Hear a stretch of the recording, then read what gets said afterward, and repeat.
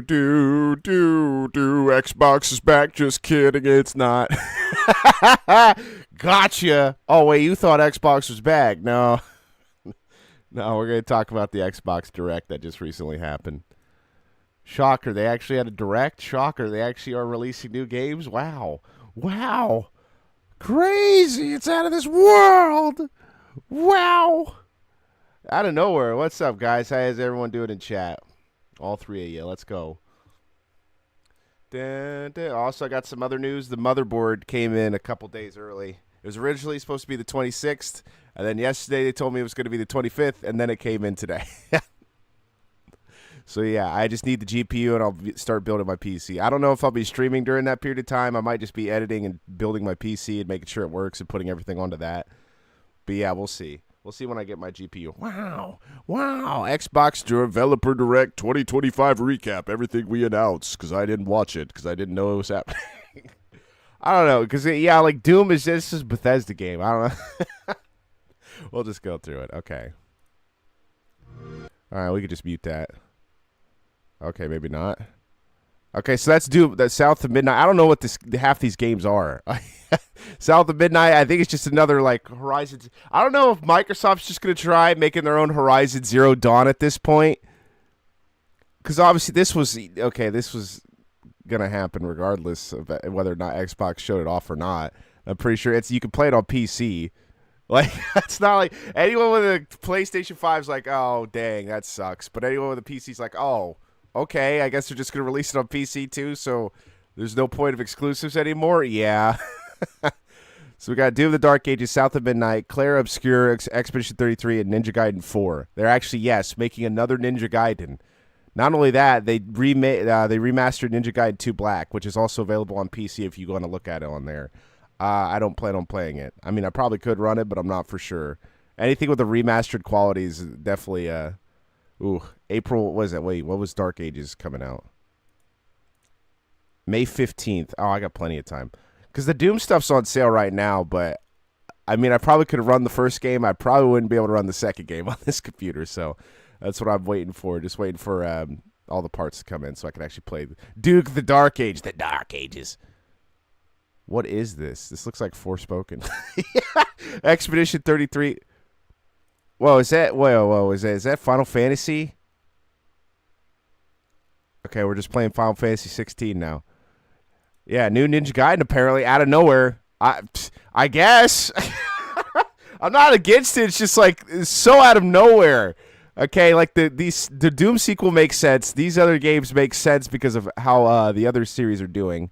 Maybe not for Square, but they're sure as hell love that type of battle style now. They love the Kingdom Hearts 1 battle style now. I think it's funny to see that in the modern era, right? It's like, oh, Kingdom Hearts 1, yeah, that's got pretty good combat. It's kind of janky. Camera kind of sucks, but, you know, Kingdom Hearts 2 improved upon that. I think more games should have that. And then now it took like 20 years where every game is now close to that. Or God of War, actually. God of War is another one. God of War and Kingdom Hearts. But specifically Kingdom Hearts because it shows like magic on the screen and stuff like that compared to God of War. Which kind of, well, I mean, God of War did the same thing, but it's just more combos and stuff like that. Yeah, I heard about the new Ninja Gaiden. Hope it's good. Yeah, same. I just want it to be good just because I'm tired of bad video games at this point. Like, everyone is. Like, we're tired of these new games not being worth playing. Like, what's the point of getting a new computer and then not wanting to play any of the new games that come out? No, I'm the based boomer, clearly, where I just want to get a new PC so I can hold 10,000 million, billion, trillion, quadrillion old games on it and run it at 4K. Dude, have you ever even seen Pac-Man in 4K? You haven't lived your life if you haven't seen such graciousness or such beauty. I'm very sorry I have to do something important. Bye. See you later, Mr. Thanks for stopping by. Nah, this is just a whatever stream. Doom the Dark Ages, yes. So they have Doom that came out in 2016, Doom Eternal that came out in 2020, and now they're having Doom the Dark Ages, which is a sequel to Doom Eternal, coming out May 15th, 2025. Okay, I'm trying not to show all the video. I don't like blowing it up. Oh my goodness. You don't get to have audio because you'll probably get copyrighted. That's why I don't trust it. So apparently you're just a knight now. I don't know if that was like that Doom Eternal. Like I said, I don't know a lot about this Doom series. What are we doing? Are we wiring Xbox money? Do you want to? It's not just Xbox money. They're straight up just releasing this stuff on PC as well, which is also why I'm talking about it. Because I might have an interest in playing Doom: The Dark Ages, but I'd have to play Doom 2016 first and then Doom Eternal. Maybe. Like I said, that's pretty far out. That's out until May. We're in January right now, and I already have games that I want to play, especially Marvel Rivals. I think Marvel Rivals is a good multiplayer game. We could switch from TF2 to that instead of just constantly playing TF2. But yeah, now wait, hold on. It's like Doom Knight now. I don't know if he had the shield and shotgun in the Eternal game, but it looks crazy. Switching media. Well, no, they're still releasing it. This is also going to be released on PS5, actually, apparently. So I don't know why it's really awkward, isn't it? Like, this whole point. So Doom 2016 3? Yeah. I wouldn't say that. I don't know. Would you say Doom Eternal really is just Doom 2, 2016 2? Anything with Silksong on the Xbox Direct? Dude, you are hoping for something that's never going to happen at that point. You should look up the Silksong tweets. I think I saw that they were talking about, like, yeah, we're actually denying the fact that Silksong even exists. Yeah, for Hollow Knight. He's talking about Hollow Knight DLC that was supposed to be rumored for 5 billion years, but no, Silksong hasn't been talked about. Also, my point is, let me coping out of my mind. The thing is that I don't know why Xbox Direct is just openly saying, yeah, screw it, we're just going to PlayStation 5 as well. Oh, it's like, it's really weird to say this. Like, why would you even do this to me? See, this just proved my point. I've talked about this before in terms of competition. Just everyone's in bed with each other. Everyone's shaking their hands. Dude, you want to know a fun fact? This is a little bit of a side, but fun fact. Did you know that the CEO of AMD is the first cousin to Jensen Huang, who is the CEO of NVIDIA? How this is legal in any way, shape, or form in the United States, I have no idea. Okay? I'm not saying it was nepotism, because they said, well, we barely talk to each other. Bro, two relatives are CEOs. It's like Bill Gates. That's like, imagine if Apple was Bill Gates' or imagine if Steve Jobs was Bill Gates' first cousin. Imagine that. Dude, there would be a big stink about it, but nah, we're not with NVIDIA and AMD. No, it's okay when they do it. It's crazy. I am overdosing on copium. I need more cigarettes. Dude guy tried to be like the chosen undead. Apparently, I don't. And it really is getting more medieval. That's what I find interesting. Because, I mean, where do you go with the series? You don't copy. It's not about copy. It's like you try to reinvent Doom, right, for the modern audience, right? You're not remaking or remaster. You straight up redo levels. You redo everything, right? Music, all of that. And then now he kind of just looks like a medieval knight, which I think that I don't. Look at this. This looks all medieval. And hold on. Let me actually put this in HD. Dang, dude, it looked like... I know I'm having it in a smaller screen, but... There we go. You could throw the shield like Captain America. Okay. Yeah, shield bashing, yep. Kind of figured that's what the whole shield was for. Family Corporation. It basically is. And it's like, I was wondering why AMD doesn't do the things that they do. And I'm like, oh, because it's run... I'm not saying the chick from... Or the leader of CEO, whatever, didn't actually save AMD or whatever, but I mean, it's very suspicious. She's been in that CEO position, I think, for 10 years now. 11 years. I'm like, oh my goodness. So basically, painkiller, like the song, like Judas Priest. Still waiting for Doom Eternal, where every demon you kill is actually just a profile page, icons of every chat member. What? No way, dude. Are you? Okay. Dude, are we going full anime? Are we going full anime with this? He's literally driving a giant mech, chat. Are you serious? No, we're going Pacific Rim. This is more Pacific Rim, which is obviously based on stuff like Jet Jaguar and stuff like that. Well, Jet Jaguar actually was just a robot that grew in size. He wasn't actually controlled by anyone. But that's a Gundam. Gundam's a better example. This is basically just Gundam. And for Americans, it's more like Pacific Rim. Dude, the Vane Age is hype! I don't know about hype. This is kind of getting corny, but I guess it's expected. Like, where do you go with Doom at this point? I didn't think there was going to be another sequel after Doom Eternal, but it did so well. Why wouldn't it? But like I said, I don't know a lot about the story of Doom Eternal. You know?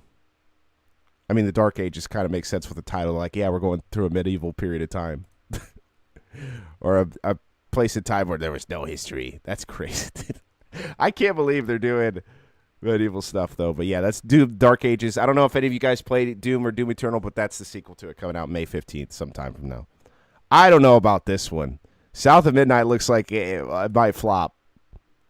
I'm just saying, it just looks like Forspoken, but it might play Hell Gundam. Yeah. Burning Finger and Erupting Burning Finger, Shining Finger. Oh, it's all changed now. I don't know about this one. Be rushed if you didn't.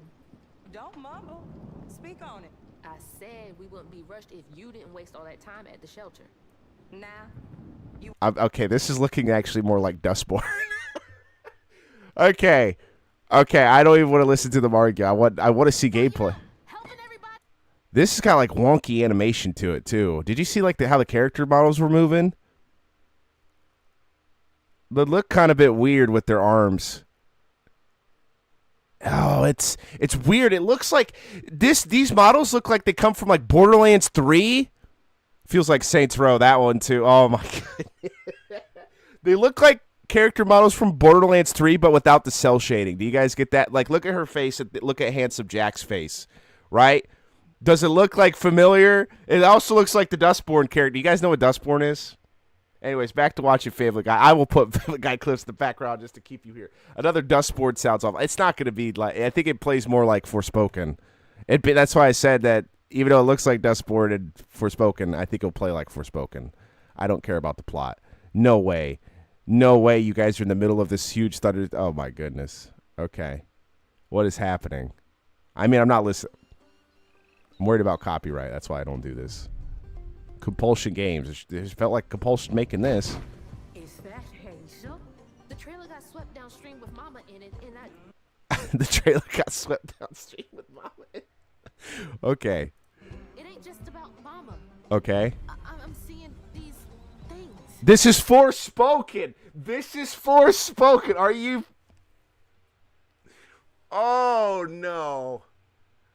Well, kind of. Forspoken had a similar plot where it's just some chick that's on down like hard times, or whatever, like a street urchin or whatever, gets in a bad situation, has to go through court, and then magically gets whisked away to a magical realm. This looks exactly like this. God, when this lady went up, my head went towards those mobile games. Do it 3x3. Who's there? Is this just a Louisiana version of Forspoken? Up here. I'm starting to think that's what this is. Mama yet? Oh my god, this is just the this guy. Not only does he look like Jormonger from God of War, this guy is just the wrist from. If you probably beat, I never played Forspoken. Well, I've seen Forspoken. I never touched it. I knew I was never going to touch it, but after watching gameplay cutscenes and stuff like that, yeah, this game is looking to be just like that. Fish. It's not even a fish. I think this guy's a snake. It looks like a catfish. I think that's what it's supposed to represent, but the thing is, this is looking like that. So in Forspoken, there's a wristband or whatever that just talks to you constantly, right? Millennial writers like having a companion that just constantly talks to you. They learn nothing from Ratchet and Clank, why Clank doesn't talk all the time. He talks in cutscenes for a reason. He even has his own gameplay. But having them having a companion who talks 24/7 is obnoxious. Okay, they didn't learn from Ratchet and Clank. They didn't watch Jak and Daxter, just Jak in general. Like, Daxter's supposed to be, even though he could be obnoxious, he's supposed to be endearing. That's kind of the point. He's a bit of a jackass, but he also gets his like comeuppance. He's also just been cursed to be in. I can't remember. It's not an ocelot. I can't remember. It's a combination of two creatures. I can't remember the name of it off the top of my head. A talking fish. So it is a catfish. Okay, good call. I figured it looked like a catfish, which is why it's supposed to be in the bayou, but like it's in the middle of the air. Bubsy. It's not. Daxter's not Bubsy. But Bubsy, the thing is with Bubsy is that he's just a character that talks too much. That's the problem with Bubsy. He talks, and it's just nonsense. It has nothing to do with anything. Yeah, it's not funny either. I think Daxter's actually funny at times. Dude, have you seen the death scenes in Jak 3? They're good with Daxter. You tell him, like, hey, man, stop being a flippin' moron. So this is a fish that's also a tree or plant or something like that in the middle of the air. That's why it threw me off. I'm like, why are we having a catfish that's also a tree? Like, why don't they just have him in the water? You're in the bayou. You're in the bayou. Literally have him swim next to the character as we go. You know? I mean, it's not like you weren't just in a giant thunderstorm, but whatever. They'll just probably pop from the trees. I don't know. This might just be a hub world point where it's like we're going through different gates. I feel like this is like a teleporting through different gates kind of thing where we go to different levels and stuff like that, but we'll see. Talk about.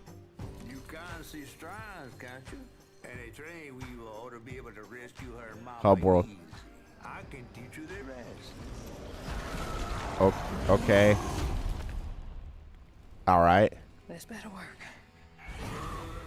Yep. It's looking a little forespoken to me. Looking like a little forespoken to me.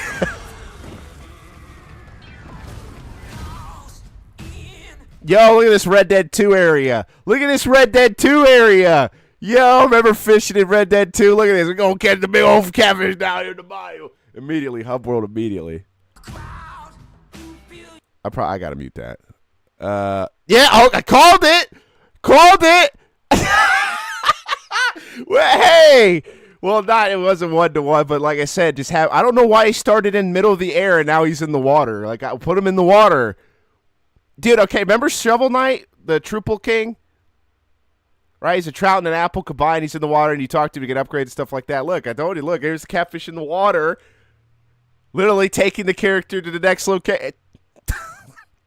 I mean, it's a simple game design. It's not like anything crazy to predict or prophesize, but... Oh, no, did no, not on near one. I'm a dancer, I'm a jiggling. That creepy old house up on the hill? Yes, that was once the home of Hug and Molly. Okay. It's weird. Hey, see? And this is exactly... Like I said, I've never seen this before. This is exactly what I was talking about with Shovel. This is 1-to-1. This straight up Shovel Knight scene. Straight up Shovel Knight. Talk to big fish in water, but... Okay, so it even looks stranger here how that fish was in midair. Right? I don't know. We'll have to figure out when we get there. It must be plot importance, but that's exactly what I was talking about. He's going to I feel like he was your transport. That's funny as hell, though. I don't know. This is... Okay, now we got marionettes.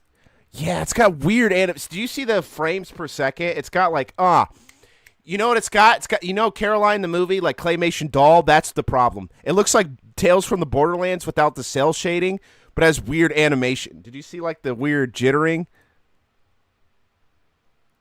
Like right there, like weird, like picking it up claymation animation for some reason. And the way she moves is like weird Storybook claymation. It's like they did the frames each time like they do in claymation. Where they take a picture of the frame, then move it, take a picture. Coraline, yeah. See, that whatever that boss creature was, whatnot, monsters are newer. What is up with this font? Why? I don't know. I kind of figured if you're going for the Bayou and a Southern vibe, you kind of figure you'd make a font that fits with that, but... This is like Elden Ring. This is From Software font. Forspoken font. Ooh, what the fuck? Why is that? Did you guys just see? We gotta, hold on. Let me full screen this. Did you see that? Did you see when she dodged a giant alligator? Oh, what is that animation? Why is it so jittery? Why is it not smooth? These people really want to be artsy. Yeah, you can't have... I just don't think you can... It might be a good game. I don't know. But my point is that you can't have it both ways. It's either got to be like... You're either trying to make it cinematic, but you can't mess with the frame rate like that because it looks off. It doesn't look good. Might is a big if I know. I'm just saying, like, when you're trying to do that type of animation or storybook style of animation or claymation, you can't just have like fully rendered 3D models doing that. It looks like jittering. Okay, you're talking about gamers that went through this era of 3D models in the PS2 and PS3 era of choppy animation and can immediately point it out. Okay, I don't know what this is appealing to. I don't know what. Okay, it's like people didn't learn from Forspoken. You know, that's let's see, or Dustborn for that matter in terms of art animation. But Dustborn I think ran better than this game. It's just, hold on, let me slow it down. I'm not showing you to slow it down. It's just the whole point that it looks bad. We're going to put it to 0.25. Oh, you can see the jittering on the freaking crocodile, too. Oh, my goodness, that's bad. See, you know how see how the bird is more fluid? Right there? You see how there's more... Look at that! That looks... It felt like they slowed it down. All they need to do is like speed it up times 2, and it would have been fun. Actually, we can watch it times 2 and see how bad it is. I think this is because did you see? She looked way better moving faster. Oh, it still looks bad at 2 speed. Oh my god! You can see the jittering at 2 speed. All right, let's just do 0.5. Okay.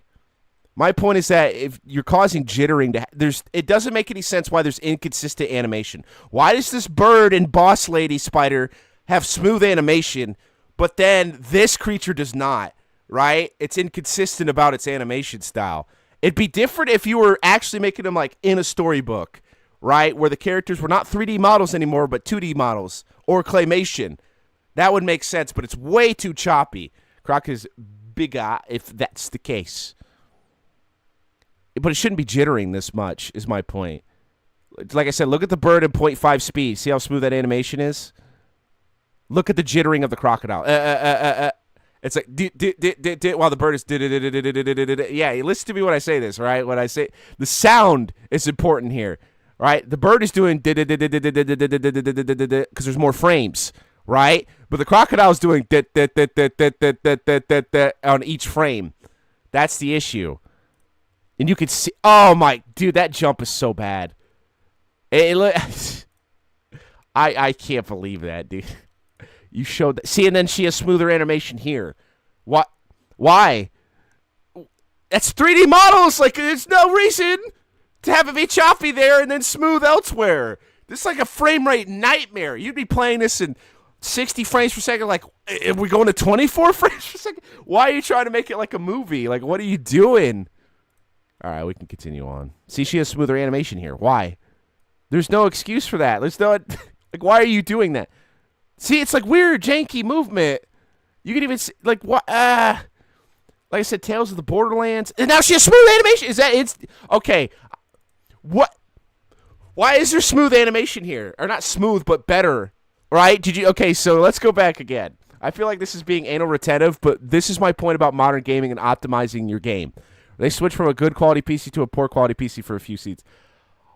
I would say things were pre-rendered, but it doesn't look like that. Modern games don't do pre-rendered very often, as much as they just do in-game cutscenes now, because that's how good graphics have become. They might as well just model it in-game, right? Remember when I was talking about the Halo Collection, Master Chief Collection? And I was talking about how good the pre-rendered cutscenes look for the remaster, but they still kept the original cutscenes in?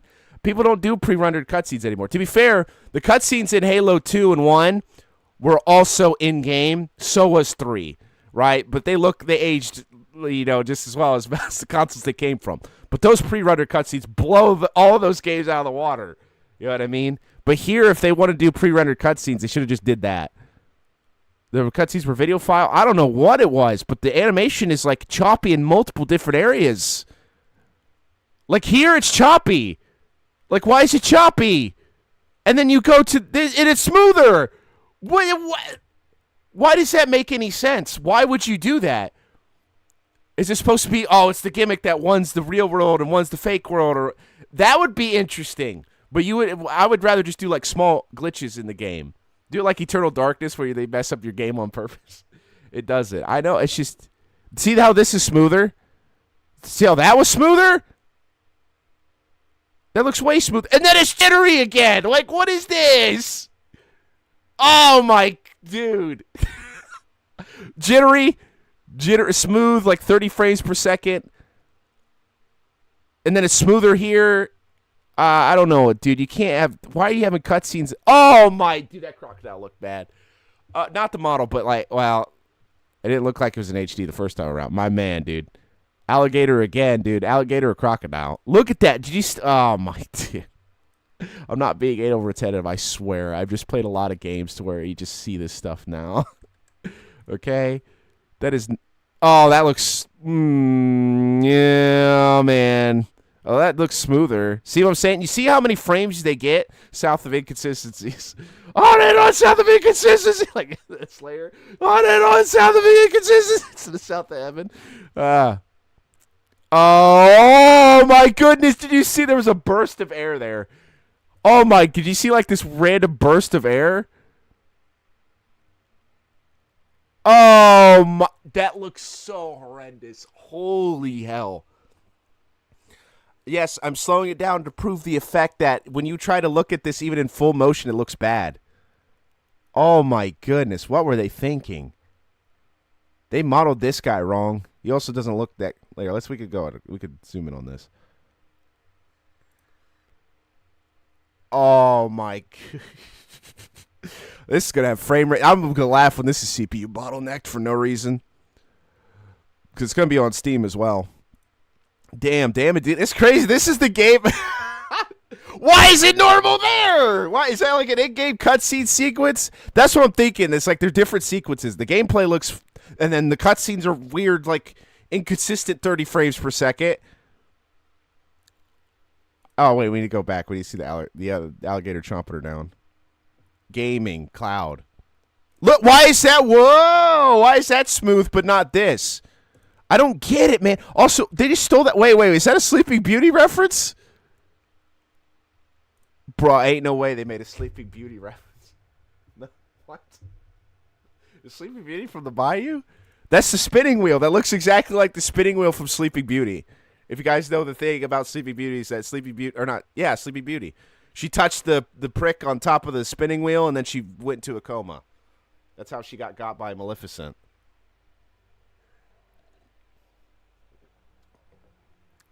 That looks pretty dang close to what that is. Hold on. It might actually tell me. Oh, dear. Oh, dear. Someone clip that. Oh, dear. That's what I feel about with this game. Oh, dear. Oh, no. What are you doing? Oh, my goodness. That's so good. That's amazing timing. Holy hell. Oh, man. Oh, dear. Oh, no. Oh, my goodness. Where are we going with gaming? You've been keeping secrets. Yeah, this is just... Okay, so I'm actually just going to show you an image of the stuff I'm talking about.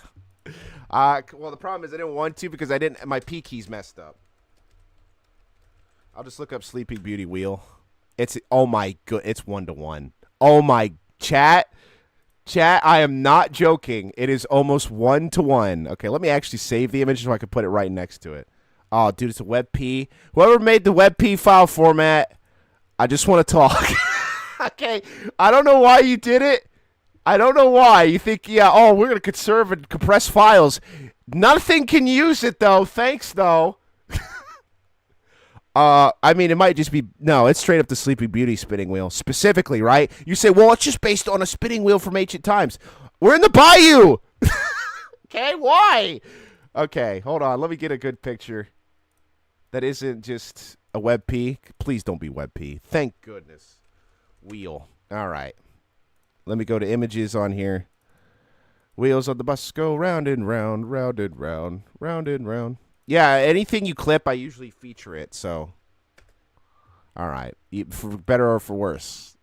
I didn't know Yeeter clipped anything. It didn't show up on the thing. So this, okay, so there you go. Perfect example. Okay. Do you see the wheel? That's straight up from Sleeping Beauty. Why? I don't know. All right. Oh, dear. Thank you for the clip. Okay, so hold on. Let me feature that real quick. Features. The features. Hold on, let me go down here real quick. Where is it? Where? Content. Clips. There we go. Clips of my channel. There we go. Bad frames teching by...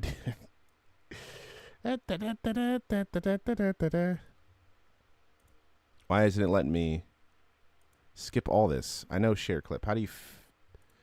This... Okay, so here we go. Link, feature this clip. There you go. And link, feature this clip.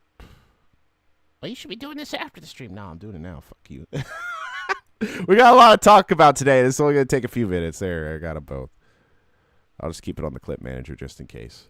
All right. If Disney saw this, they're going to think these developers are copied from Disney Sleeping Beauty. Eating cheese stream win. Touching the spinning wheel from Sleeping Beauty to go into a coma win. I can't believe this 1-to-1 design. All right, so you'll see when I hold on. See? You've been keeping secrets. There we go. That's a better picture right there. So as you can see, compared to the picture, they have the little spin. That's supposed to be the yarn, right? I think for the spinning wheel. The thing is, it's almost 1-to-1. It's pretty much straight up just from Sleeping Beauty, except for maybe the little machinations there. But that was clearly inspired by Sleeping Beauty. Okay. Anyways, why would you have a medieval I mean, I understand it's magic, but like, there's some rationality to magic in your world, right? That's why you make rules about what you can and can't do, right? The Witcher has that, where it's like, I think, well, the TV show did. I can't remember. Legit Witcher games had it where it's like the magic takes up life from the area, so you can't do big spells unless you ruin all the life in the area. I like the concept of that, but I don't know about the execution. Okay. So I don't know what. Okay, yeah, we already. Yep. Okay, bad. Okay, yeah, that's and then weird frame. Whoa! What? So why was it? What? I'm losing my mind looking at this, dude. I can't imagine anyone that's like that has autism, OCD, some type of like not necessarily infatuation, but just very anal retentive, even more than I am about frame rate because I'm really not. This is turning into like it really turns into a Microsoft PowerPoint presentation at sometimes. That was like not even 2 seconds apart, actually. Did you see that? Did you see how bad that frame rate was? And then it goes to normal? What's up with that? I can't imagine someone has autism. That's not what I said. It's all about, it's presentation. They can't even get their trailers right. Dude, Forspoken, I'm pretty sure had a large trailer. I don't know about Dustborn. Dustborn's a whole different situation. Concord. My point is that you probably shouldn't go down the Forspoken route where it's just random. I can't even remember. There was another one that came out last year that was like Forspoken. It just flopped because no one cared. No one cares because you don't know how to write good stories. I'm sorry, you can't write well. Okay? It don't matter who the character is, what they are, whatever. You guys cannot write. I'm sorry. That you can't optimize your game, so it's double. It's double kill. You know, it's a two-sided axe. You hit me with one side saying, oh, it's got good writing, and you lie to me. You flip the axe over saying that, no, this one won't hurt either. And then slice it to me again with the bad frame rate gameplay. My goodness. Why? Why was that? Oh! The fact that I'm actually paying attention more to modern gaming actually just makes me more upset. The year of our Lord, 2025. Are you kidding me? He did this in the year of our Lord, 2025. It's like, dude, it's like talking during independent reading time, man. Oh, that was a weird one, too. That was kind of jittery. Like, you can't do this, like, weird claymation-style animation sometimes than normal 3D 60 frame per second stuff. Yeah, no pre-order for me. I think that's it about that game. You're just some magical girl in the bayou. South of the frame rate. South of frame rate. South of midnight. South of mid sales. No, I don't know if this will sell well. I really don't. I have no idea. I think it might just flop. Because it's just like Forspoken. I don't know. Some people might like the story better because it's in the bayou or whatever. I don't know. I don't even know about this one either. We'll see. Let's watch this too. Hold on. Let me make it 1080p. I know we don't hear any noise, but I'm worried about copyright. Because some of these definitely have copyright stuff. Who are these people? Who? Do any of you know who these are? Kepler. You named it after the freaking scientist. The astronomer. 3 laws of planetary motion. Number 1, don't make bad games. Number 2, the frame rate of the planets must align. I don't know who these are. These don't seem like big names to me. They could be. I don't know. Hold on. Let me look up Sandfall Interactive. These guys made Horizon Zero Dawn. Who are you guys? Who are you? Who? These are just straight up new people. Okay. Huh. All right, never mind. These are just straight up new people. This is the one I was talking about was more like Final Fantasy 16. Right, or Final Fantasy 7 Remake, where you just have a group of people doing hack and slash like DMC, but with a group, but the magic, you can see damage numbers like in Borderlands. No, nope, yep, nope. I don't know who these people are. They're new. Okay. Another female protagonist with orange hair that looks like Lara Croft in the Horizons. Okay. But who are you? Okay.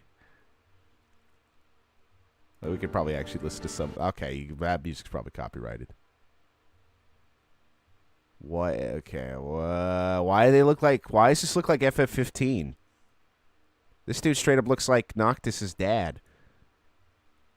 But Pedro Pascal, actually. Like, it looks like yeah, Noctis' dad mixed with Pedro Pascal. Or whatever. Okay, so it looks like a BioShock in a way. Yeah, it looks too much. Yeah, it looks like Final Fantasy to me. Dude, are we got a game today? Yeah, we are, but I'm talking about the Xbox Live Direct. For anyone that cares. I do. I actually care.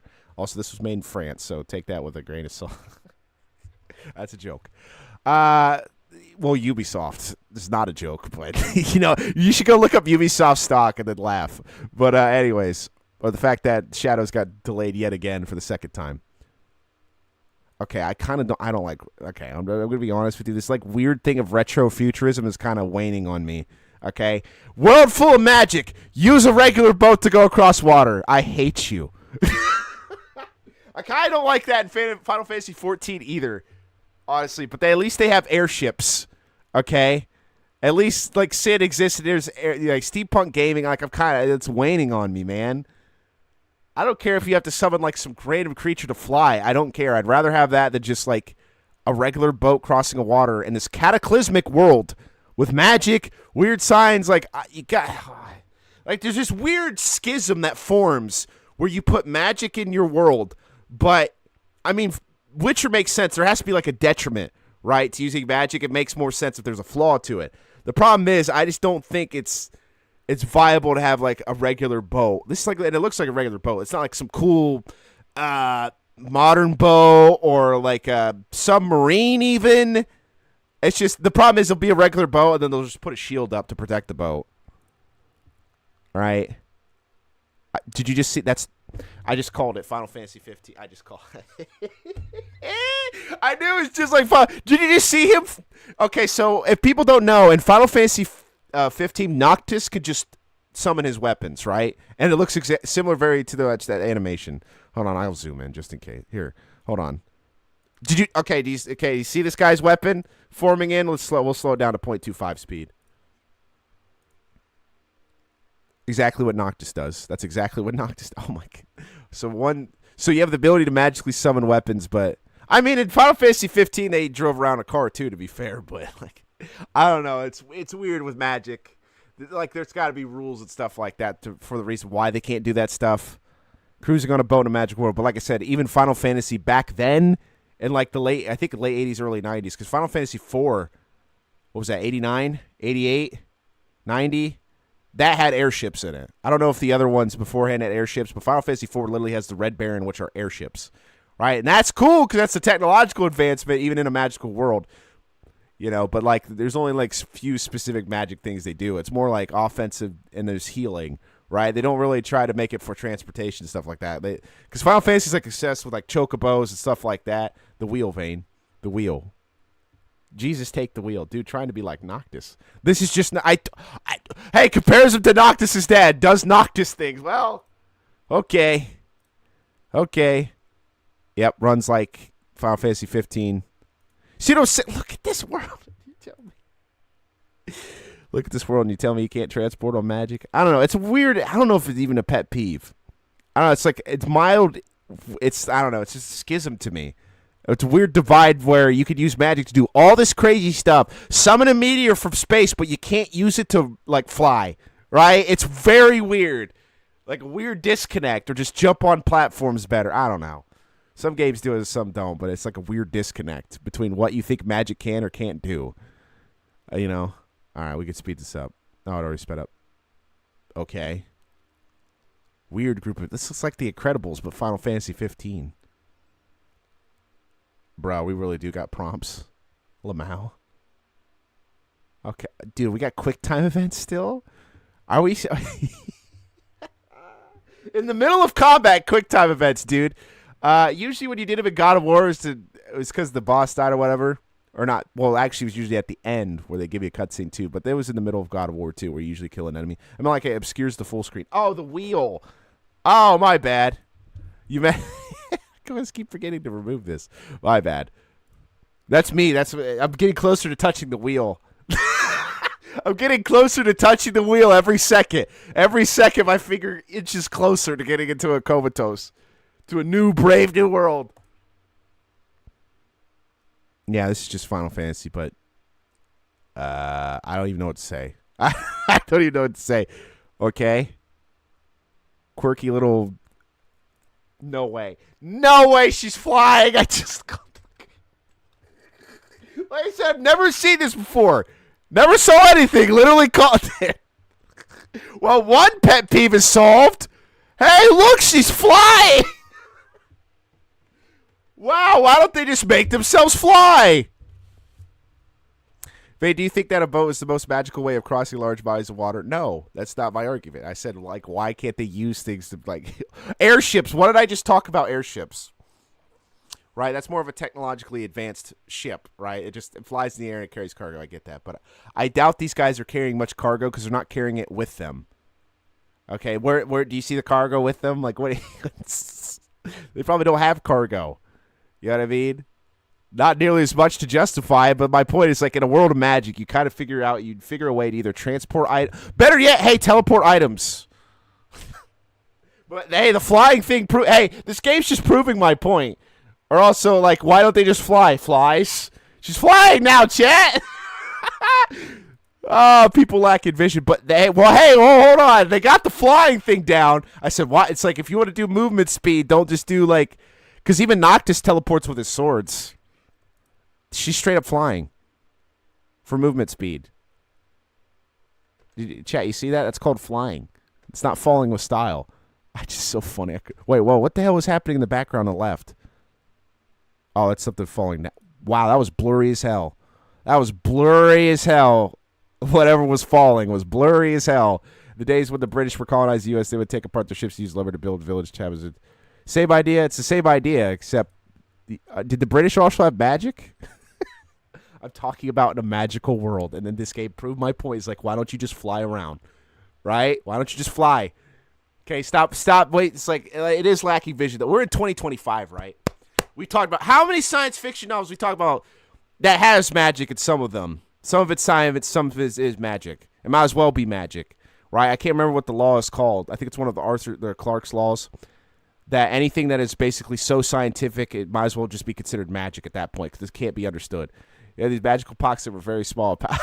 Okay, is that what you were leading up to? Was that? Oh my goodness! Right on. All right, what a joke.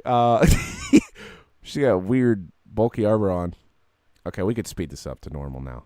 But I'm glad they proved my point. Why don't you just fly? You know, you can make it in your game to do it too. Hey, why did Spyro the Dragon have to be a dragon? I don't know. Flying seems like a good idea. Hey, it makes movement speed better. It makes climbing on platforms better. That was made in the 90s. Because if they made him a human, it's like, well, how do you justify this? Well, Hunter can actually jump pretty far, and he's a cheetah. Or something like that, yeah. Big number, dude. Big number. Fly around, baby! We're flying! Chat, we're flying! Chat, we're flying! Look, chat, we're flying! Oh, dude, if it's the same... Okay, this is another pet peeve. Don't make flying the same speed as running. Always make flying faster. Okay? Don't make it the same speed. There's no point. Right? Is there? What's the point of making one character fly and then one character run if they're just going to be the same speed? All right, unless it's laziness because the flying model is easier to do. Right? Just saying. Well, teleportation would be cool. I wonder if they might... Did they show teleportation in the combat? I don't think they did yet. I think there might have been some. It's hard to tell. We need key to do things. All right. Dude, this game is... I love this game. All my complaints are just being solved. I loved it. I love it. Here's the things this modern game should do. Happening in the game. Hey, why do we have a boat to transport or to travel? Ah! No, we'll just get some fat magical creature to swim faster. Dude, this game. This is crazy, dude. I love it, dude. I can't believe it. Impatient game. No, I didn't get pwned. I just think it's funny that it's. Well, I predicted it more than it was just complaining about it. But it's just Andy flies. No way. No way. Oh my god. The vision is real. Apollo, you just helped prophesize this in my mind. Oh my goodness, so funny, dude. I can't. Like I said, barely play any modern games. Simplest complaints sort of being solved, right?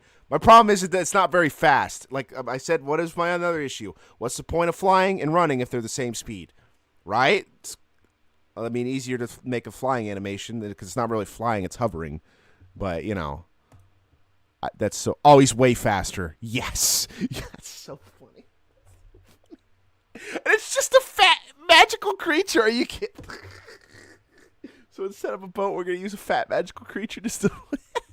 This game is... here, I give this crystal. Wait, hold on. We should actually hear what the... We need to cross the sea. Oh, my God! No way, dude! I'm on another level. I'm on another level of just criticism or asking questions, dude. Socrates is coming into me right now. No, don't take it that way. It's getting into me. Like I said, never seen any of these trailers. Not a single one. All I knew is that Ninja Gaiden was out from the Xbox Direct. That's it. I saw some screenshots. That's it. Didn't know about these other games. This is insane. This is insane. We need to cross the sea fast. Dude, the one time I become an idiot savant, I'm just asking the simplest questions of whether or not something will be in a game or not. Oh my goodness. Holy hell, dude. No, no way. No way. We didn't get across the sea faster. Oh my goodness, this is so funny. His land speed sucks though. Actually, I don't like that he's. He might be. He's obviously, I think, might be faster on land in terms of running because he's a bigger guy. So you got to realize this is a larger creature. So even if he's running, I don't think he's running at the same speed as everyone else. It just looks like he is. Maybe, I don't know. But obviously he swims faster than the boat. Just so funny. So that just proves the point that the boat doesn't have cargo. It don't matter. If it did, it doesn't matter now because they literally just like, hey, we need to cross the sea. Here's a guy that not only can, dude, land, air, and sea. What is this? Like the Army, Air Force, and Navy SEAL? I'm a Navy SEAL. I'm Jesse Ventura. Look at this. I just can't believe this. Wow, it's so funny. It's so funny, this game. Parried! Wow! Bro, they got blue hit sparks. No way. Do they straight up have blue hit sparks like they do in Third Strike? That's sick, actually. No way they can just parry the whole... Dude. Oh my gosh, they have kind of like hit sparks in Third Strike. But like a more modern version, that is awesome. I like that parry animation. Blue hit spark. Most satisfying parry in the world is a Third Strike parry. I don't like the quick time events though. I kind of don't care for quick time events. Did it show him dying? Wait. Let's go. What? Wait a minute. Just like Apple from Avatar, right. Big old creature, but they're not even on top of him though. It looked like there was no. It didn't look like there was anybody on top of him. It looked like they're inside of him or in a gem or something. Dude. Are they really just show? Well, he's probably not dead, but like that's one hell of a scene to be showing off any person getting hit or attacked. Oh my God, that looks like death to me, but I don't think it is. A coward. I'm not a coward. Use the fat creature in battle. Okay, these numbers are way like I don't know. My problem with the numbers is that the font isn't right. And I do think they might be too large, but the font just looks too generic. Like you're in a medieval place with magic and all this stuff, and you go with like Franklin Gothic font or like standard Helvetica or stuff. It's not Helvetica, but something like that. Did I just come back to see a flying turtle? It's Yeeter. You missed the prophecy. You missed the Socratic moments I'm having of questioning the basic levels of game design. Right, a magical world and everything is coming true. The flying, a person flying, a creature flying that's faster than the ship in a magical world. You know, it's insane. Can we please watch Bosnian Ape Society? What is that? How about no? I'm talking about the Xbox Live Direct right now. Sorry, I'm predicting things. Sorry, I'm questioning things. Sorry. You guys actually might play this game. You don't know it yet. Also, I just realized this guy looks like what is his name? Pattinson. He looks like Pattinson. He really does look like Pattinson from Twilight, Batman. Straight up. He looks like a character model almost pulled from him.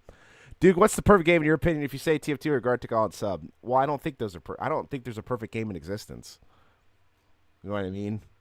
I don't really rate things of perfection, you know. I really don't do like a 10 out of 10 all the time. I like Spyro 1 for what it does. It can be jank sometimes, but I really enjoy Spyro 1. Not just for nostalgia reasons. I play it on stream, and it just feels good to play. Like, it's just basic level, simple gameplay, right? A simple story, too. That's told in the beginning, and then you don't need to be told for the rest of the game. You know what to do. Go fight Nasty Nork. Go through the worlds. Done. Okay? Spyro 2's fun. More character lines. Probably don't like all the mini-games. But I do like the character lines of the characters in Spyro 2. Spyro 3 has a similar problem to Spyro 2, except it's worse. Because you have to play as other characters that don't play nearly as well.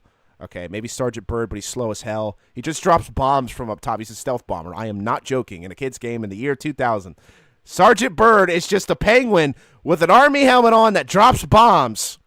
I'm not joking. He also had, I think, Sasha the Kangaroo, Agent whatever, who was a monkey that just shot laser beams out of his pistol. It was awful to play. I like Crash 1. No, not really Crash 1 near as much. 2, I like 3. I think 2's better than 3. I mean, 3 has just a lot of power-ups that you might like, but I don't know if it's... I'd say it's better than 2. Sergeant Penguin hit the set. Well, if you saw Sergeant Penguin's movement speed, that would never be possible. He's too slow. He's small, but he's too slow. I remember the bird. Let's see what some other... I love Witcher 2 and 3. I should say I like Witcher 2. I love Witcher 3. I just think Witcher 3 is a better game than Witcher 2. And there's a lot more stuff to do in Witcher 3 that I enjoy, right? Not just content for the sake of content. Well, if you don't like Gwent, you're probably not going to like doing some of the Gwent stuff. But I actually like playing Gwent. There's even a whole plot point around Gwent, which is nice. So it's not just a side thing to do. They teach you in the beginning, but there's end up a tournament later in the game that you can play. Have you played Luigi's Mansion?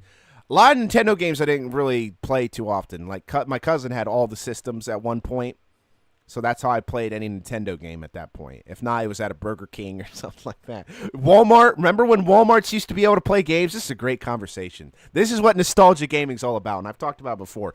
Walmart, I think Myers, Kmart, their video game section actually allowed you to play some of the games that were on the screen. Even in the PS3 era later on. I remember playing MotorStorm at Walmart. Like, you could play a level if you wanted to. I'm like, this is awesome. That's what marketing's all about, though. It isn't just like giving demos. All right, you can actually play the game at the store if you wanted to buy it. How amazing is that? Don't know if that happens now. Okay, Target too. That's what I'm saying. Dude, the fact that you can play a video game at a restaurant is like mind blowing in the modern era. That doesn't happen anymore. They don't care. No marketing. I don't know what. It probably was on McDonald's end, but I'm not for sure. Maybe they saw that it wasn't working for sales, or they just didn't factor it in. They were paying too much for something that wasn't worth the marketing anymore because the internet happened. You know, the internet was more and more a better way just to market stuff. Oh, YouTube actually happened, I'd argue. YouTube, like, 2005? When YouTube started coming around, that was just a better way to do stuff later on. You know, not for Nintendo. They were still, like, copywriting Let's Plays back then. Why die with a clown? We could die with a king. That's what point of nostalgia gaming is, just like being able to demo stuff and being able to play it before it's even released, or when it is released, so you have an idea if you actually want to play it. Give us a game that tops all others. I can't really give that. I really like Witcher 3. Okay, I might put it above all others. I'm just saying. I don't know. Halo 3 is pretty fun. I don't know. Spyro 1's pretty fun. You know, it's quick, simple, to the point. I don't know, but I like Spyro 2's. See what I'm saying? This is why we get in conversations. When you play enough games, because I'm not a guy that really does favorites. I've talked about that on stream before. I have games I enjoy and I have different reasons why I enjoy them, right? Like, how could a person enjoy Spyro 1 and then enjoy Witcher 3? Those are two completely different games. They might have some similarities, but not enough to where it's even close, you know, to a comparison. They might have like 25% things that they might share, or 10% things they might share. I like Pokemon, despite how janky it is. I really like Pokemon Crystal. It's not just for nostalgia reasons either, because Witcher 3 I played when I was older, obviously. You know what I mean? I really did like The Last of Us, the first one when it came out. I did like the way it was made, the story, the characters. I was fine with it. I really liked that game, but The Last of Us 2 came out and it kind of soured the first game. Remember that there was a bar. Oh wait, I remember there was a barber place for kids at a mall nearby that let you play the N64 Pokemon Stadium, just stuff like that. But like, if you're like, there's a reason why I don't put like Nintendo games up there. Like I said, I didn't really play much of them. Like the first time I played N64, it was already released way later, and another cousin had it. Like that's what I'm saying. I had multiple cousins that had it, but not me. Like I grew up with PS2. Right, and that was it for his time. Oh, and the Game Boy Color when it was like much later. Like everything I got was later. Right, everything was delayed. And then there's Pokemon Scarlet. Do not speak that. Do not speak this witchcraft upon this channel. This black magic you are casting upon there. Do you remember the first time you smoked a J? I never smoke. I don't smoke. No, I've never smoked weed or a cigarette. I'm straight edge. Straight. Well, I've had sips of beer and seltzers and stuff, even as an adult. I'm like, this stuff tastes like ass. I grew up with the PS1 when the PS3 era hit.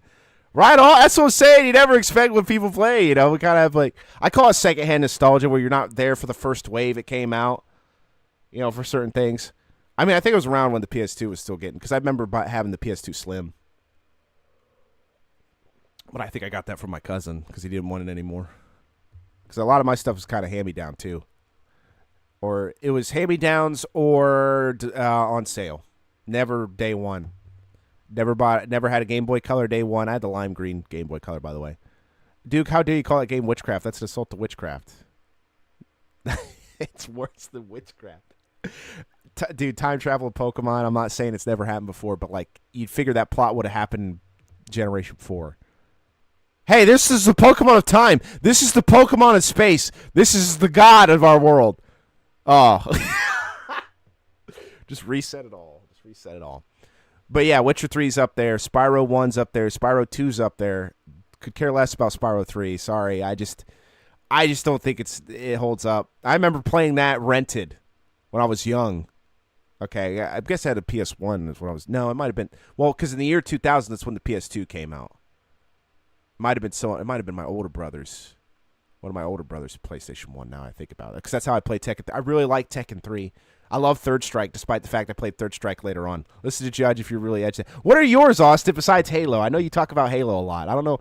Give me like your top 3 games, right? Let's start with 3, so you don't have to like think too often about it. I used to be straight edge, but I like drinking out once in a while. I'll consider fishing boat or trying a variety of new brands and tastes. It's not like I have it, you know, but I'm not really like a hard liquor guy. I'm not really a drinker at all. Like I said, I've had sips when I was, it's funny, like at 3 different time periods of my life, right? I've had sips of beer when I was younger, had sips of wine and beer when I was a teenager, had sips of seltzers and stuff when I was an adult, and I never liked it at any period of my life. I know they talk about alcohol being an acquired taste, but I just never like it. I just, something about the law of diminishing returns can be applied to most sequels because they've never been, that's not actually true. Crash 2 is way better than Crash 1. I wouldn't say Spyro 2 is way better than 1, but it has some it's more like a trade-off, I'd say. You know what I mean? I do think Spyro 2 improved us upon some things, but the problem is, that's why I said most sequels. Witcher 2 is better than Witcher 1. Uncharted 2 is better than Uncharted 1. I'd argue Tomb Raider 2 is better than 1. I don't know about Banjo-Tooie being better than Banjo 1. Halo 2 is better than Halo 1. That's easy. You mean, okay, we should specify. Okay, Yeater, how about this? Not first sequels. How about second sequels? Let's specify this. Crash 2 has so many better mechanics, easily.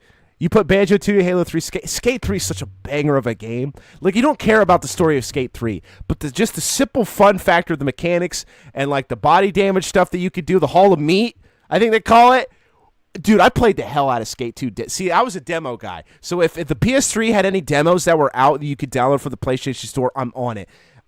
Skate 2, I think Skate 3 had a demo. Or a live beta. Dude, remember when, oh my goodness, what is it? Twisted Metal PS3 had a live beta you could play, live multiplayer beta you could play back then. I played that too. I was a demo guy. You have the most hours in yeah. But laddie, I did my heart, I'm a demo guy. Imagine proving upon an original design. That's the point of a sequel. You don't need to remake everything. Take what happened, make it better. That's really it. Like, I'm not asking for like a billion things. I grew up in the PS1, PS2 era, right? I played PS1 games, PS2 games around the same time period, right? Tekken 3 is better than Tekken 2, easily. Tekken 2, I'd argue, is better than Tekken 1. You know?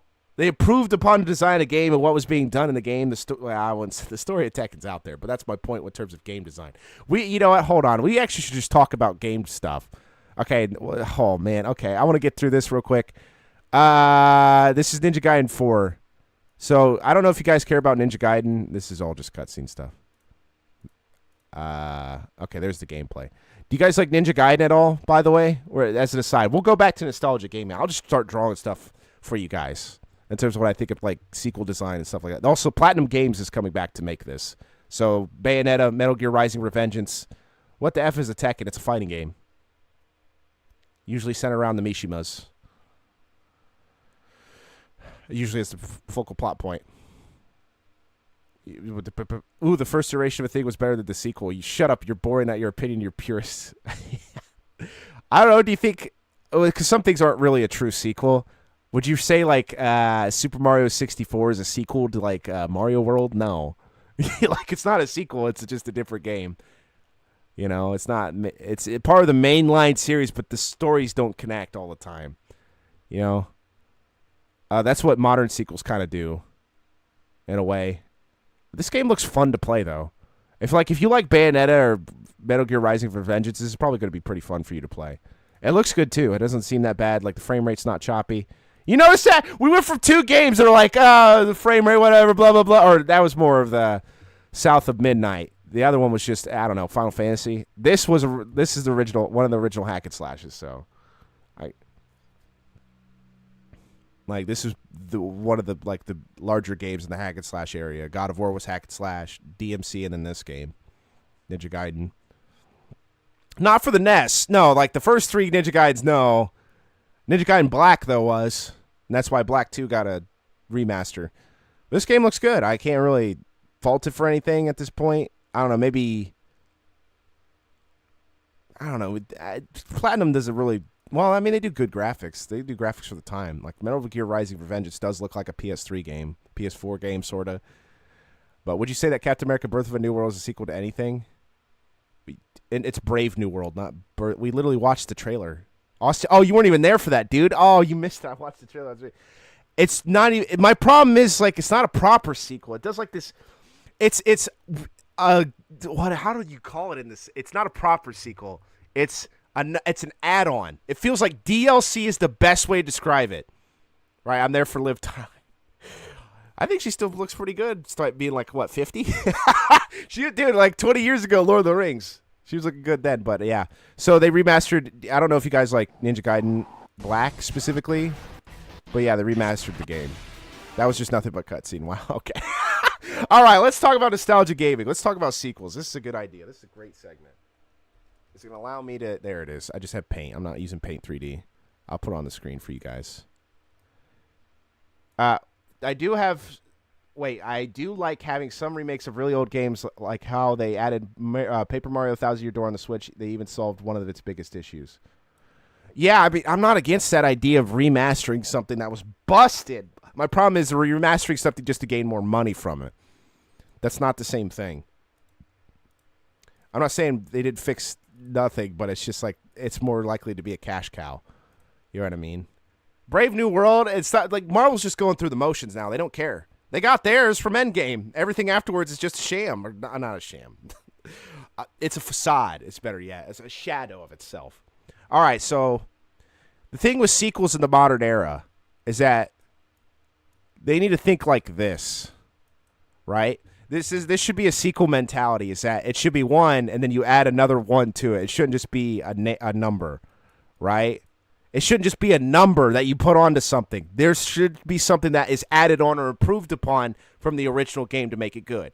If you play Crash 1, okay, even for the first, hour, okay, and then go to Crash 2 and play it for the first hour, it's a whole different experience. Okay, there's more stuff you can do with Crash 2. There's better character lines, better character development, whatever. I mean, it's not like you talk about Crash Bandicoot for character development, but there's a lot more stuff involved with the story even. You know? I mean, it's got a similar story to 1, of course. It's like you're fighting Cortex. But Cortex, like, jeers and, like, is snarky, you know, because he comes up in a hologram, and so does Coco at times, to talk to you. I play for Coco. That's 3. You don't play as Coco in 2. I mean, no one uses a GameCube anymore. It gives newer generations the opportunity to play an old game. Right, and I get that, but it's like there's always like it feels like a double-edged sword. I know I said a two-sided axe, right? But I specify two-sided axe because sometimes people don't see the other side of the axe. And a double-edged sword, you usually see the other side of the sword. I play for her, not as her. I'm a sicko. Not Tana from Crash Bandicoot 1? Furry sicko. Coco's too young. It gives newer generations. Yeah, I read that. But that's my point in terms of a sequel. Like, Spyro 2 adds upon Spyro 1, right? You could argue maybe it adds too much, right, in terms of the mini games that you have to do to get orbs, right? Because it's just do mini game and then do it harder. That's literally most of the mini game or half the mini games in Spyro on certain worlds, right? But the music's good. Maybe not better, but it's definitely, I don't know. Oh, Spyro 2 soundtrack's really good. But, like, any of the levels you could pick, like, especially the hub worlds are good. Summer world, the autumn world, the winter world. Because the hub worlds are different in Spyro 2 than they are in Spyro 1. Okay, there's multiple in Spyro 1. They condensed that down to, like, 3 worlds, if I remember correctly. Summer, autumn, and winter. Would Mega Man ZX be considered a sequel to Mega Man Zero? One of my favorite bits of nostalgia gaming would have to be Mega Man ZX. Well, okay, what is a proper sequel? The story is continued, right? Okay, so we got to do, like, 2 things, right? Story and gameplay, right? Story. Does it actually continue the story of the first game? Crash 2 continues the story of the first game. Crash 3 continues the story of the second game. Those are proper sequels. The gameplay is improved upon in Crash 2 compared to Crash 1. Crash 3, I'd argue, it improves some things, maybe in level design and such as that, but it doesn't really need it. I just want to point out, okay, it's very interesting to talk about these games. These games were made all a year from each other. 1996, 97, and 98. Crash 1, Crash 2, Crash 3. Spyro, 98, 99, 2000. Mind-blowing. A year apart from each other. I just want to point that out. The difference between Spyro 2 and Spyro 1. Insane. Insane, dude. Could you imagine in the modern era? I want you to pick any. Imagine if it wasn't a different. Okay, because different studios don't count. Okay, it was the same studio, same people, if I remember correctly, for Spyro. Imagine if Dark Souls 3 came 1 year after Dark Souls 2. Just 1 year. You know how mind-blowing that would be? That game would probably get more praise and maybe instead of getting crapped on for some things, but it makes sense because it feels rushed, actually. The argument would be, well, this game feels rushed. Back then it didn't. It felt like, wow, you literally improved upon everything in 1 year. That's insane. Prequels, I'm not the biggest fan of prequels. I'm not a prequel guy, but there are like rare exceptions where I like prequels, even though they don't really have the character in the prequel. Like Halo Reach is that weird one that I think is an exception that, okay, we got to move away. We're going to move away from John, right? Master Chief, Spartan 117, right? And we're actually going to show you the beginnings of what other Spartans were when they were around, right? And they have all unique personalities and stuff like that. I think that's a good game. That's a good prequel if you're ever going to make one, right? Especially when you're trying to go, because I think everyone thought that Halo was done, right, when Halo 3 came out. That's why Reach came out, because it's a prequel and not a sequel. Same thing. I think ODST is a prequel too. I don't remember properly, or spin-off coincides with it, but it was going to be difficult for Bungie and 343 Studios to get away from Master Chief, okay, and Arbiter. You know, those two specifically because they're the big part of 3. Okay, more so as Master Chief. You know, so they decided to make new Spartans, new characters, all different designs, different armor designs too, different colors. They're like, yo, we gotta customize the hell out of these people, and they're good. It was a good game, you know, and Master Chief comes in the end. He does. He's there. But, yeah, ODST was going to be like a DLC, but it was fleshed out so well it came to its own game. There's enough in ODST to consider its own game, right? But I wouldn't say it's a proper sequel. It's not. It's not a sequel. It's not. Nothing to do with Master Chief inherently. I'm not saying they don't make references to him. Like, it end up in, like, Halo Reach is a proper prequel. But, like, I'm not a big prequel guy. Because you can't, the thing is like, you can't have things in a prequel that don't make sense that isn't in the sequel. And it's funny, because I joked about this even back then. Why does Halo Reach look so much better than Halo 1?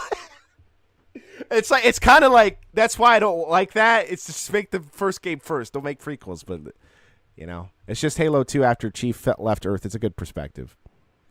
I know that Mega Man Zero 2 came out a year after the first Mega Man Zero game. Does it continue the story? I'm not saying you have to have the same character. That's not my point all the time. Unless death is one thing. If the first character dies and there's a pupil, they carry the mantle, right? Mega Man's kind of like, so most Mega Man games are just usually one character. Like you go Mega Man 1 through 10, it's usually just Mega Man, right? I'm not saying you can't play as any other character in any other Mega Man game, but like the first 6 Mega Man are like, well, I mean, it's called Mega Man. See, that's why I kind of like Halo. It's not called Master Chief. It's called Halo. The plot is about a concept. Right? It's kind of like Shonen way of doing things sometimes. One Piece is about finding the One Piece, or originally was. I don't know what it is now after 20 billion years. Naruto has the name of the character, so it's about Naruto. You remove Naruto, it stops being Naruto. Okay. Inuyasha, if you remove Inuyasha, it stops being about Inuyasha, but Inuyasha actually had 2 protagonists, so that was kind of weird. Stuff like that. That's why you name things over a concept and not a character. So that means you can leave the character so you can make other things that involve the concept, right? Concept over character. Halo, not Master Chief, Halo. So that means you could talk about other things that surround the concept of the Halo rings, right? The Covenant, the Flood, the Prometheans later on. Maybe not for the best, but they're there. Okay, they're there. They exist. I can't remember Halo 5's plot. Kind of don't care. But the problem was the Bungie 343 studio split. That was bad. Like Destiny, it really kind of proved that Bungie didn't know what they were doing either with Destiny. Is this new Avatar movie going to blow dick or what? I have no idea. Though, if you look at Hades 2, it's a continuation of the first Hades. It's absolutely beautiful. You play as the sister of the original game's main character. It was done excellent. Is there, here's my thing with that. It's like, I know family members is a thing, and they do that in Crash 3 too, but you play as both characters. That's kind of my beef. I'd rather you just be able to play as both, not just one. See, that's my problem. That's modern sequel thinking. That's not, Crash 3 thinking. You could play as both. Well, actually, Coco had specific levels she could play in, but they were unique. I've showed Crash 3 on stream because back in the day they had the demos in the games, in other games. I was playing Spyro the Dragon, right, and Crash 3 is in there. You could play. There's a specific code you could put in to play the demo of Crash 3 in Spyro 1. You know what I mean? I never play as a girl. That's why you played Crash 3. Get the. But she has riding levels mostly. She also has an airplane level. She has She does the water levels, the tiger levels where she rides on tigers. I can't. Is it Poir? I can't remember the name of the tiger. Pura. I think it's named Pura, something like that. And she has airplane levels, just like Crash does. Because Crash has his polar bear, but instead of just giving Coco the polar bear, she has her own creature, which is cool. My point is that I'd rather just give me the option to play as both. And what you do is you give them different gameplay. Like, the gods you could split the gods in half, or the gods would have new dialogue with that character compared to what the other character would have. Do you, imagine this, okay, let me tell you, okay, they even gave a reason why you can't play as him in the sequel, because Kronos throw him and his family in time. I don't like that. Okay, giving a reason why we shouldn't be able to play as 2 characters may not be the best reasoning. I'm not saying not all reasons are good. Okay, I'd rather just play as 2 characters than just one if the option's there. I kind of wish they'd rather just give us the option, and that means Zagreus would have different gameplay than his sister, that's what I want. Okay, I don't want just to be able to do different weapons. I want different strengths of weapons on the character too. You give more customization of what you want and what you don't want. Also, you can have them go different paths. You can also have them do a lot of things. But that's what I'm saying. This game was early access. I just want to point out. Hades 2. I think it still is. It's been 7 months still in early access? The Great Wall level is insanely fun to run over and over. It is. It feels good. The speed feels good, right? Same thing with the Polar Bear levels, but those were sometimes in reverse, which was also unique about Crash. Was not only being able to play a level and going forward, but they're just straight up levels you had to play in reverse because that's how they're built. I know Anton Blast has 2 playable characters in that they have different dialogue with the game's main villain. You mean, well, that's kind of like what Pizza Tower ended up doing. Maybe I should try Anton Blast again. Play Spyro 1. I'm sick of this modern propaganda. But, I mean, graphics didn't really improve on the PlayStation 1, right? People weren't complaining about graphics because they knew that the PS1 was limited. That's why we don't complain about Spyro 1, 2, and 3 in terms of graphics. We don't care. They're also made a year apart from each other. What were you going to expect from Spyro 1, 2, and 3, Crash 1, 2, and 3? I mean, I think Uncharted 3 looks better than Uncharted 1, but the PS3 was a bit different. I don't have the console for it. Literally, I'm going to tell you this right now. Emulator. Emulator. Okay, I'm not going to tell you to download illegal things. I'm not going to tell you that, but emulators do exist. What about Gears of War 4 or COD where you play multiple storylines at the same time? They're not... Okay, the problem with Call of Duty is two different studios, though, too. That's what makes it so weird in terms of Call of Duty. Like, they have weird sequels. It's like, because they didn't get released... They got released every 2 years, right? It'd be, let's say, let's start with Modern Warfare 4, right? Or Call of Duty 4 Modern Warfare. I did it again. 2008, 7. And then it was World at War, right? Which was, what is it? It's Infinity Ward for the Modern Warfare series. And then it was Treyarch for the Black Ops series. So they'd alternate, which is kind of weird. I think that was just the agreement they are. Aren't one of the Call of Duty games run by Valve or something? I have no idea. My point, it was Infinity Ward and Treyarch were the two opposing companies, and they obviously have different writing. Similar, because you look at Modern Warfare 2 campaign, you look at Black Ops, kind of like similar in terms of the concepts of what they want to do. But those characters are actually involved in the story, though. They're all important. They're not just throwaway characters. Like, I mean, Crash and Coco, you can play as both of them, and they're part of the story of 3. You know, Coco's been there since what? The first game on the beach, and the second game she's trying to stop Cortex as well, but she's in the background. You know what I mean? And 3, she's actually playable and actually helps collect crystals and stuff like that, compared to just sitting back and just playing on her laptop all day. You know, I don't mind different perspective of characters in Call of Duty. I've never had a beef with perspectives. You know, Soap, Ghost, whatever. I'm fine with that. World at War was probably one of the games I could consider nearly perfect. It was just a fun game to play. The Easter eggs, multiplayer weapons, and stories. Well, Nazi zombies. Like, I think that elevates the World at War way above most, like, Modern Warfare. You know? Because, like, their co-op in Modern Warfare 2 is just whatever. I don't care. Sorry. Because they have you do specific missions, like challenge missions where you could do. They did that in Modern Warfare 3 as well. It's just like, whatever. It's not nearly as fun as Nazi zombies. Sorry. Like Black Ops Cooks. I think in terms of Nazi zombies just helping. I like Black Ops 1 a lot better, too, than probably Modern Warfare 3. I don't know about Modern Warfare 2 multiplayer, but Modern Warfare 2 multiplayer and Black Ops, to me, or like the first Black Ops, were like the most fun in terms of the two sides of multiplayer.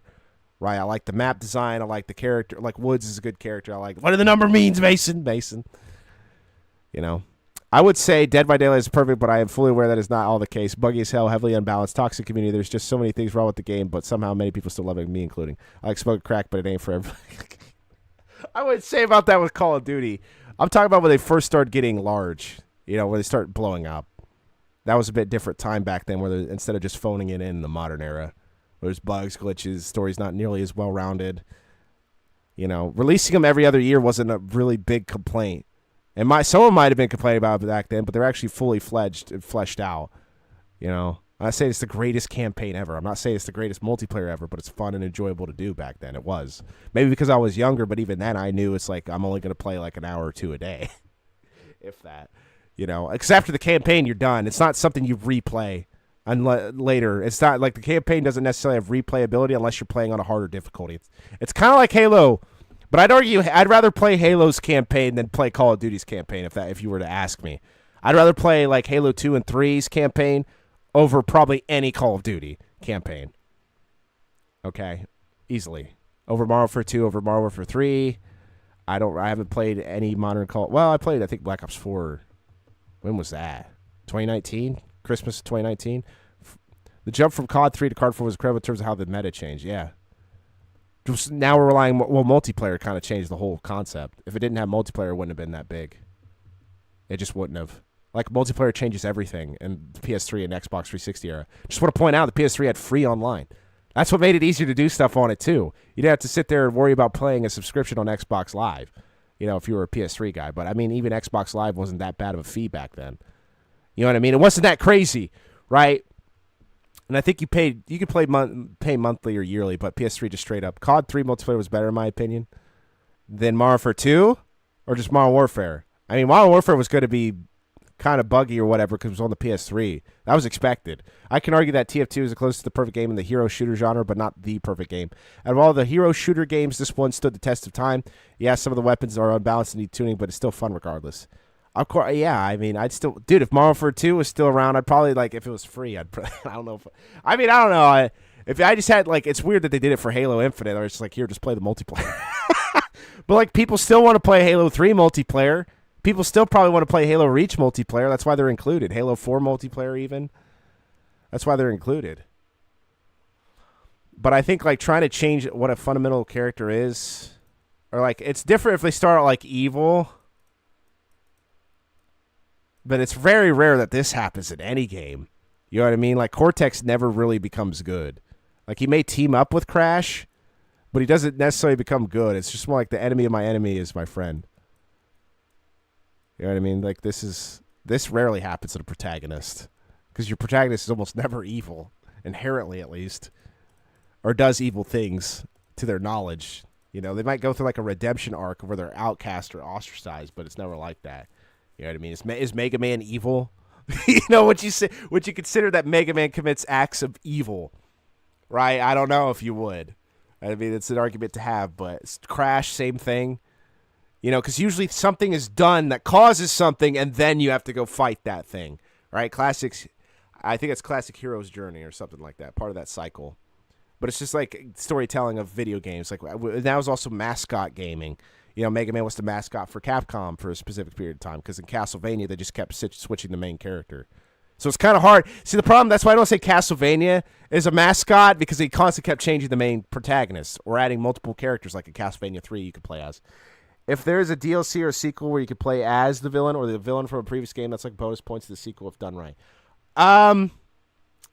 Actually, Crash Team, it reminds me of Crash Team Racing, because you can actually, I think you could play as Team Cortex. There's Team Crash and Team Cortex where you can actually just play as the villains if you want. Nitro Kart did the same thing, and they also have different endings if you play as the villains compared to if you play as the heroes. That's cool. Skylanders Trap Team. I just don't think there's going to be... Well, actually, the Spyro games, the PS2 era, had Cinder, where she wasn't actually evil, though. She was doing evil acts under the guise of mind control, right? That's not the same thing. That's what I'm saying. Good character that would normally be good is mind controlled is not the same thing as I need redemption. I want redemption. I'm tired of doing evil things. I'm tired of screwing people over, whatever. Like that'd be if Cortex became a legit good guy. You know what I mean? Wow, this is like Crash to Insanity. Oh, Crash to Insanity. You play as both, to be fair, but that was too ambitious of a game. It's unfinished. Technically, Cortex doesn't become... See, that's what I'm saying. That's actually the perfect example is what I was talking about. Is Cortex and Crash work together to fight a greater evil, right?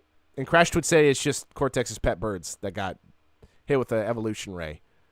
That's the plot of Twinsanity. You got to stop them. All right.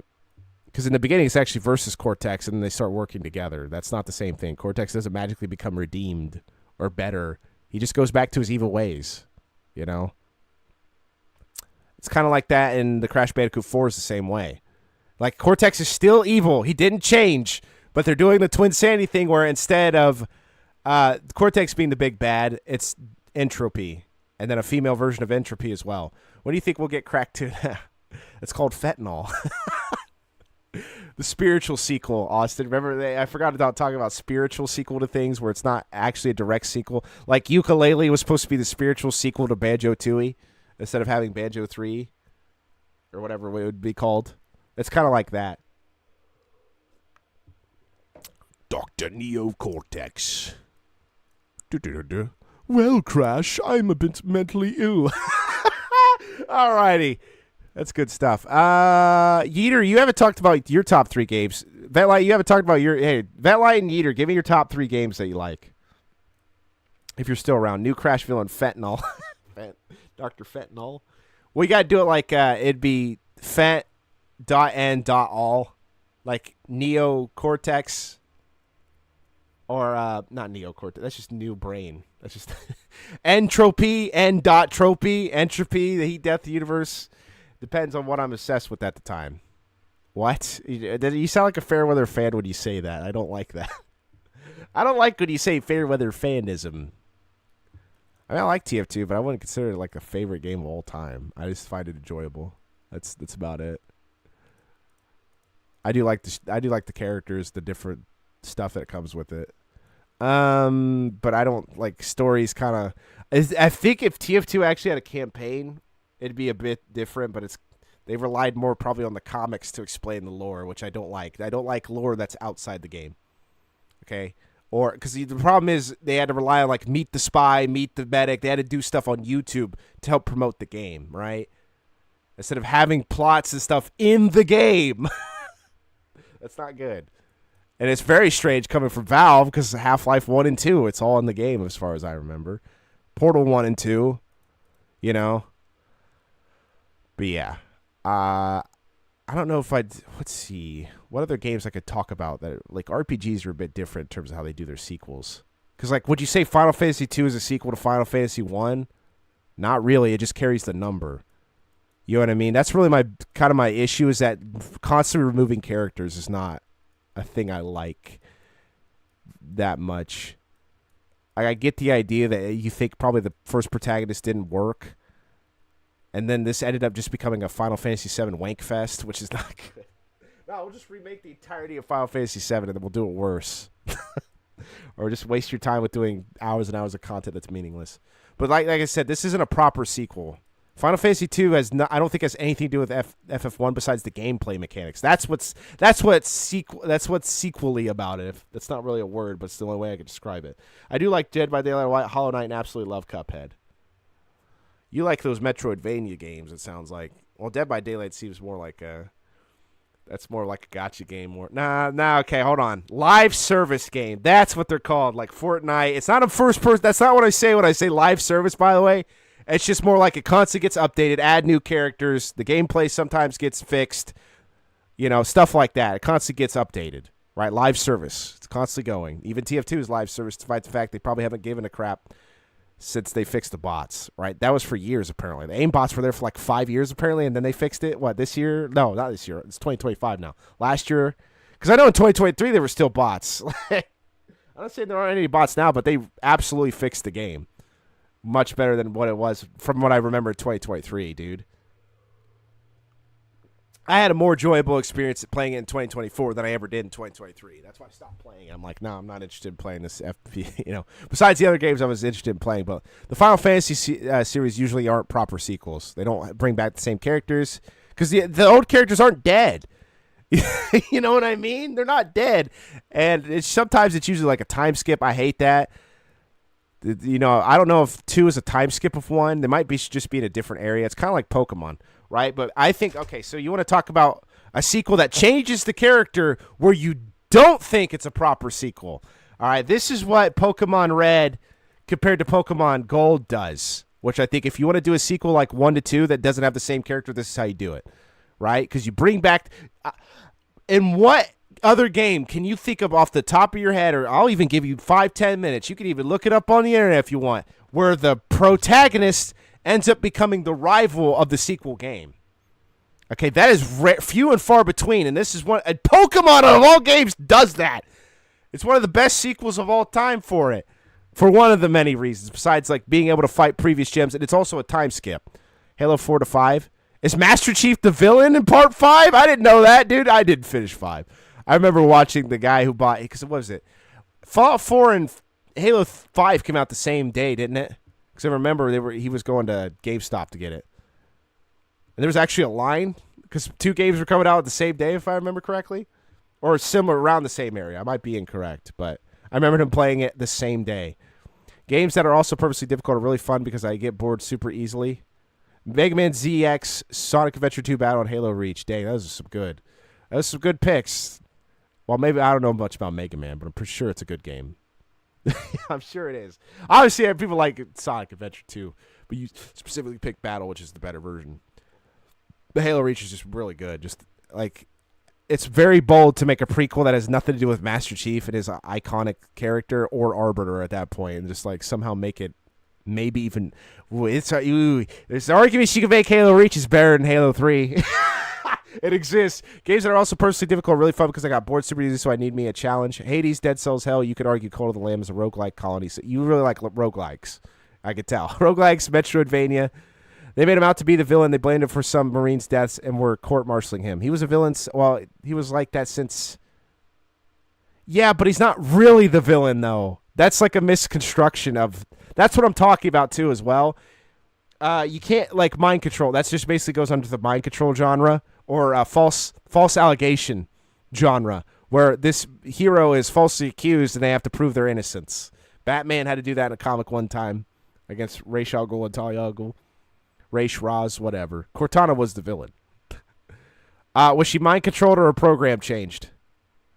Or was it the misconception? Dark Deception was pretty fun at the time, too. Don't Starve Together. Mega Man ZX is basically a Metroidvania-like game. Well, it's a Mega Man game. It's not. You mean it has like different levels inside itself? You gotta look for power-ups, or is it level-based like Mega Man? Right? Because when we say Metroidvania, it means it plays. It's weird because Mega Man's Mega Man. It's not a Metroidvania. It's Mega Man. Mega Man came out around the same time, didn't it? It was 87. I think that was around. It's like Mega Man games, I think, play differently because they're level based. Castlevania goes into each level individually without a cutscene or like a delay. Or no, there's a delay. It's like it shifts over. That's how Castlevania works. That's what we mean by Castlevania, is that type of, not just platforming and moving left to right, but it sequences over to the next level. She basically oh no, there is cutscenes for certain. No, that's after you beat the boss. She basically became the Didac and wanted to enslave humanity to the Didac. Dude, I was thinking that yesterday. I was like, what the fuck happened in Halo 4? Like Prometheus, and I remember Didac being the villain. And wanted to enslave humanity and have 117 help her, I think. Right, so the Halo 5's trash. Pizza Tower is difficult, but it's not real. Yeah, even I beat it. You know, I didn't get all the achievements or anything like that, but I got a few A's and P's in there, didn't I? I'm pretty sure I did. I don't even say Pizza Tower is that difficult, honestly. It's like an arcade-type game. I don't know. Yeah, I never played Halo 5. Halo 4 is where it started falling off. We're like, we don't need Master Chief to become the villain now. That's not... Cortana being like a rogue AI is just kind of too late. I felt that's way too late. The story of Halo stopped after 3 for me personally. I'd put Reach in there. I could listen. I'm not a Reach. No one says Reach apologist. Okay, we know Reach is a good game. I'm fine with the Reach prequel. That's it though. After Reach, it's not worth my time. Anti Blast is a weird way. It's oddly easier to Pizza Tower, but the controls feel more complex. There's probably more to do, right? Or there's different obstacles in which you have to do specific controls differently than just running or sliding or wall bouncing. We have ourselves a Halo Reach tonight, boys. Get them. I'm not. You are. Don't project that upon me. I mean, Mega Man ZX as well as Mega Man ZX Advent lets you explore and find items. Then it is more like Metroid and Castlevania. Yeah, okay then. I'm just saying. Okay, back to what my original point was of another way to do a sequel without the main character being your protagonist. There's a 3-year skip between Pokemon Go, and they tell you this, right? It's not a different region. Or it is a different region. Excuse me. Why did I say that? 3-year gap. There's a 3-year gap between Pokemon Red and Pokemon Gold, right? Pokemon Gold and Silver, right? Pokemon Red, Blue. Wow. This looks like ass. What? 3-year gap. That R looks like a scythe, just like in the whatever game. So what they do here is that, okay, you have a new character in a new region, right? But they specifically tell you it's this 3-year gap, right, later on, right? Because when you encounter Team Rocket, well, first of all, you know there's linearity between the first and second sequel, that they're consecutive. Yeah, well, they're consecutive, obviously, but they're sequential. It's because Professor Oak is in the game, right? That's one of the first clues that they give you that, hey, this actually, see this, we don't see that as clues. We just see that as like an Easter egg, right? Even back then we saw that, oh, it's a reference, you know, that's cool that Professor Oak's here. But then you start putting the puzzle pieces together. It's like, wait a minute, there might be more stuff from Pokemon Red in this game. There might be more stuff happening, you know? So you meet Professor Oak, he's older or whatever. He gives you, what does he give you? This parcel or whatever the flip he gives you. I can't remember. No, he gives you an egg. That's right, you give it to Elm. Or he gives you the thing to give to Elm and you get the egg, whatever. That's where you get Togepi, whatever. Not my point. But you don't really see much of Pokemon Red in after that. You might see it in like level design, maybe. Like caves and stuff like that, similar to Pokemon Red. in terms of gameplay. Obviously, Pokemon's Pokemon. It's going to play the same way. But the sequel, like Pokemon Gold and Silver, put like special stat split. Excuse me. New types like Dark and Steel. I think a better story than 1. That even though it brings back Team Rocket, it's to show that they're falling apart after 3 years without Giovanni. That even though you're trying to resurrect them, that they just can't make it through. There's like a power struggle, which I like. Like, we don't know who's the real admin. They say this admin's the boss, but there's other admins that are trying to take control to try to fill the gap of Giovanni, but they can't do it.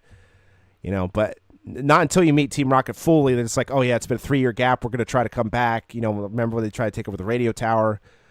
Try to capture Pokemon like Electrodes and Voltorbs to power the power plant underneath Cyanwood City and the market store that they captured instead of, which was also a reference to the casino, right? That was kind of the point where it's like underground bases.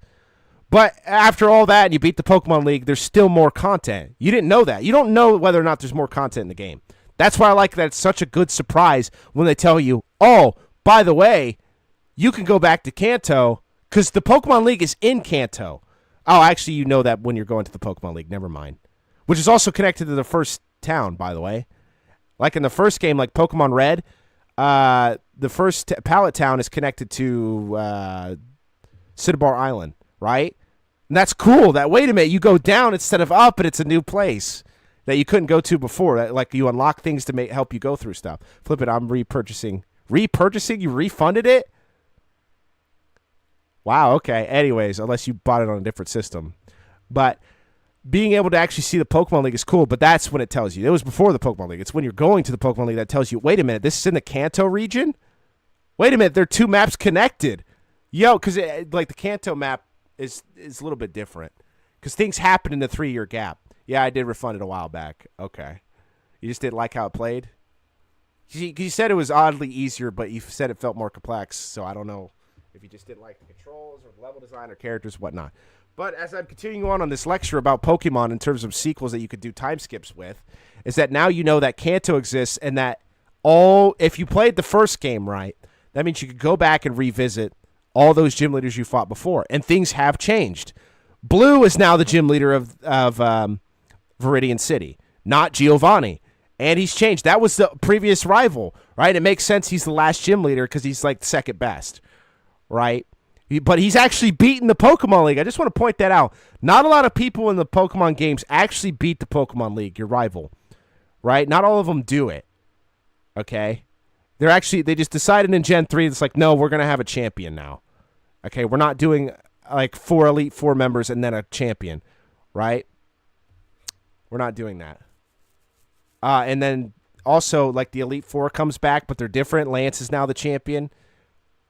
I don't know why Blue wasn't the champion. If I would, it wouldn't make sense. Red would be the champion, which I think might have been the change I might have done back then, was make the rival of the previous game, or no, the protagonist of the previous game, the champion here. But he's even strong. I wouldn't do that, actually. I think it's just perfect the way it is, because it shows that Red is even stronger than anyone, anywhere. You know what I mean? Anywhere. Duke, I texted my buddy's dad, asked if he wanted to go shoot clays today, and he said it's too cold. My buddy just sent me a pic of him and his dad at the gun range. Wow. What the wow, that's messed up. Or cousin or whatever. It just didn't feel as enjoyable as Pizza Tower, but I still want to kind of finish it at least because I already made some progress. It's like the younger brother of Pizza Tower. That's what I thought. Or cousin, yeah. It had similar gameplay values, but I don't know. When I saw it, I'm like, I think it hinges too much on it. But I wasn't interested in the gameplay. I already played Pizza Tower. I don't want to constantly keep playing Pizza Tower. Like, I'm not that kind of guy. Like, if I played one of the Mega Mans, I don't know if I'd want to play the sequel. You know what I mean? Like the first 6 Mega Man specifically. Okay? If I played like the best Mega Man of those 6, I wouldn't want to go back and retroactively play the others. Probably not.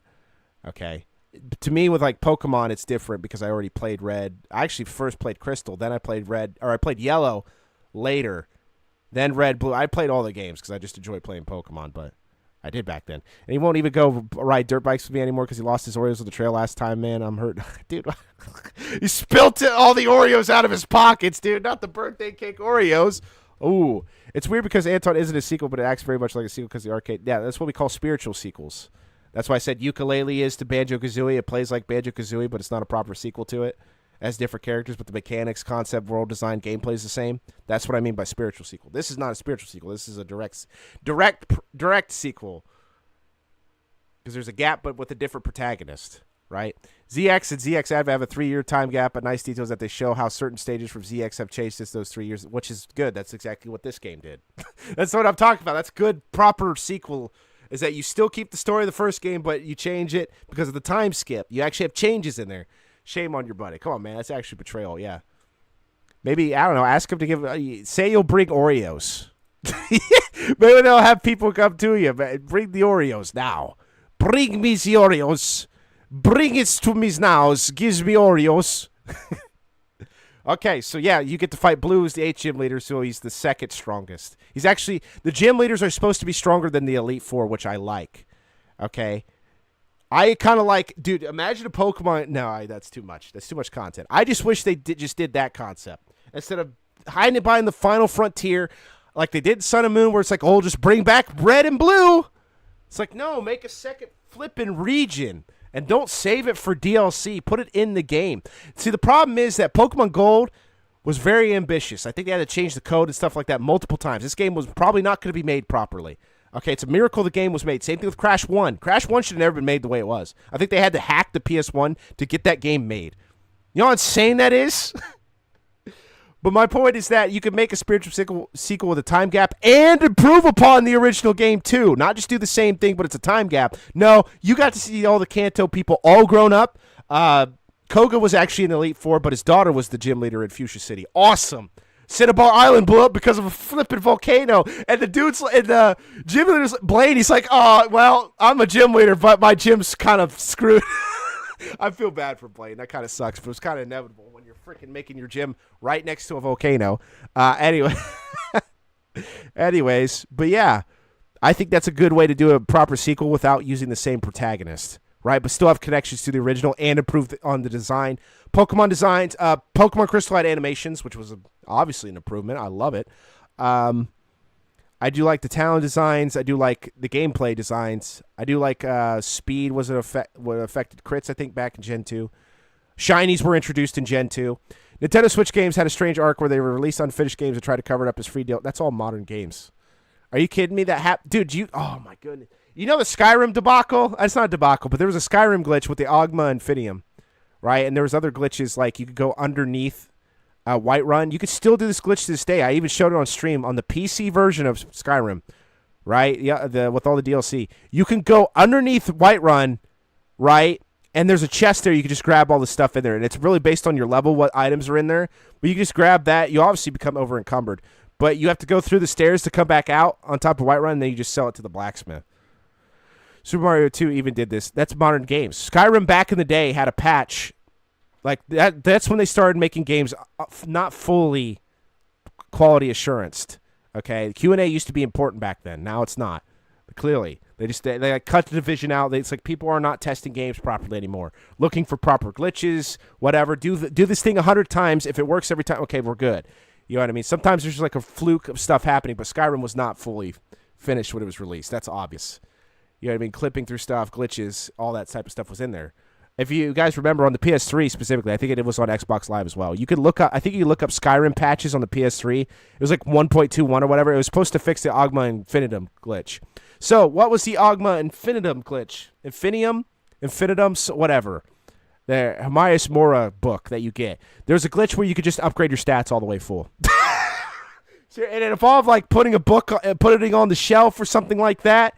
You could do a glitch where you just constantly keep using it over and over again. And I did that glitch, actually. I think what's the highest level in Skyrim? 100? Or something like that, 81? Do the devs even play their own games? Probably not. They used to. They actually were, like, Doom, those games, yeah, they actually were there to play the game. They actually enjoyed playing the games they were making. Then it became too much of, this isn't a passion, this is a business. I don't actually care about video games. I just want to make money from doing it. Okay? That's where it started becoming that. Todd Howard kind of got lazy with Skyrim and stuff like that. It's like we don't need to make like super good graphics, whatever. The open world gameplay. Have them do the same quest a billion times or something. Go to the same caves a billion times. You know, you could argue that with Oblivion too. Honestly, Oblivion was rough, but I don't know if I'd say Skyrim's better than Oblivion. It looks better. I don't know if you like the story better, but it's like a lot of Chosen One stuff they still do. But besides the point, like Skyrim isn't a proper sequel to Oblivion. That's not even. I don't even think it's a sequel. The latest modern game, even though it's called Elder Scrolls V, it's just different regions. Kind of like what Pokemon ended up doing. It's like, okay, we're just gonna do different regions now. I don't even remember Gen 3 making any callbacks to Kanto or Johto without bringing in legendary Pokemon, or something like that. There might have been a reference to something, but they're not there. None of the people you saw in Gen 2, I don't think, are in Gen 3 at all, from my memory. The professors, Birch is not Elm. Your May is not Silver. Also, I like the rival in 2. I wish, because they say in the comics or whatever that he was the son of Giovanni, and that was kind of hinted at, which is why I kind of wish he had the ability. I kind of wish Silver went more against Team Rocket. There was more cutscenes like that in game, or not cutscenes, but dialogue, right? Where he ends up trying to take over Team Rocket, and then he learns the failure of his ways. I think there might have been a script about that, or some direct meeting that we never got to see cut out of the game. But that's what I wanted for Silver later on. Obviously, I didn't care at the time. I just thought it was a cool, edgy rival. He's just Shadow the Hedgehog. That's what cracks me up. Like, Japan went full on. Everything is edgy now. Shadow the Hedgehog. Silver. Like that late 90s, early 2000s, we were making edge, okay? Angsty teenagers are now the new trend. We're working with personalities, Ultimate life form. I'm the best. He can't beat me. Dark color schemes. Silver has the same color scheme as flippin' Shadow the Hedgehog. Red and black is almost synonymous with being edgy at this point. You know what I mean? Devil May Cry. Red and black color scheme.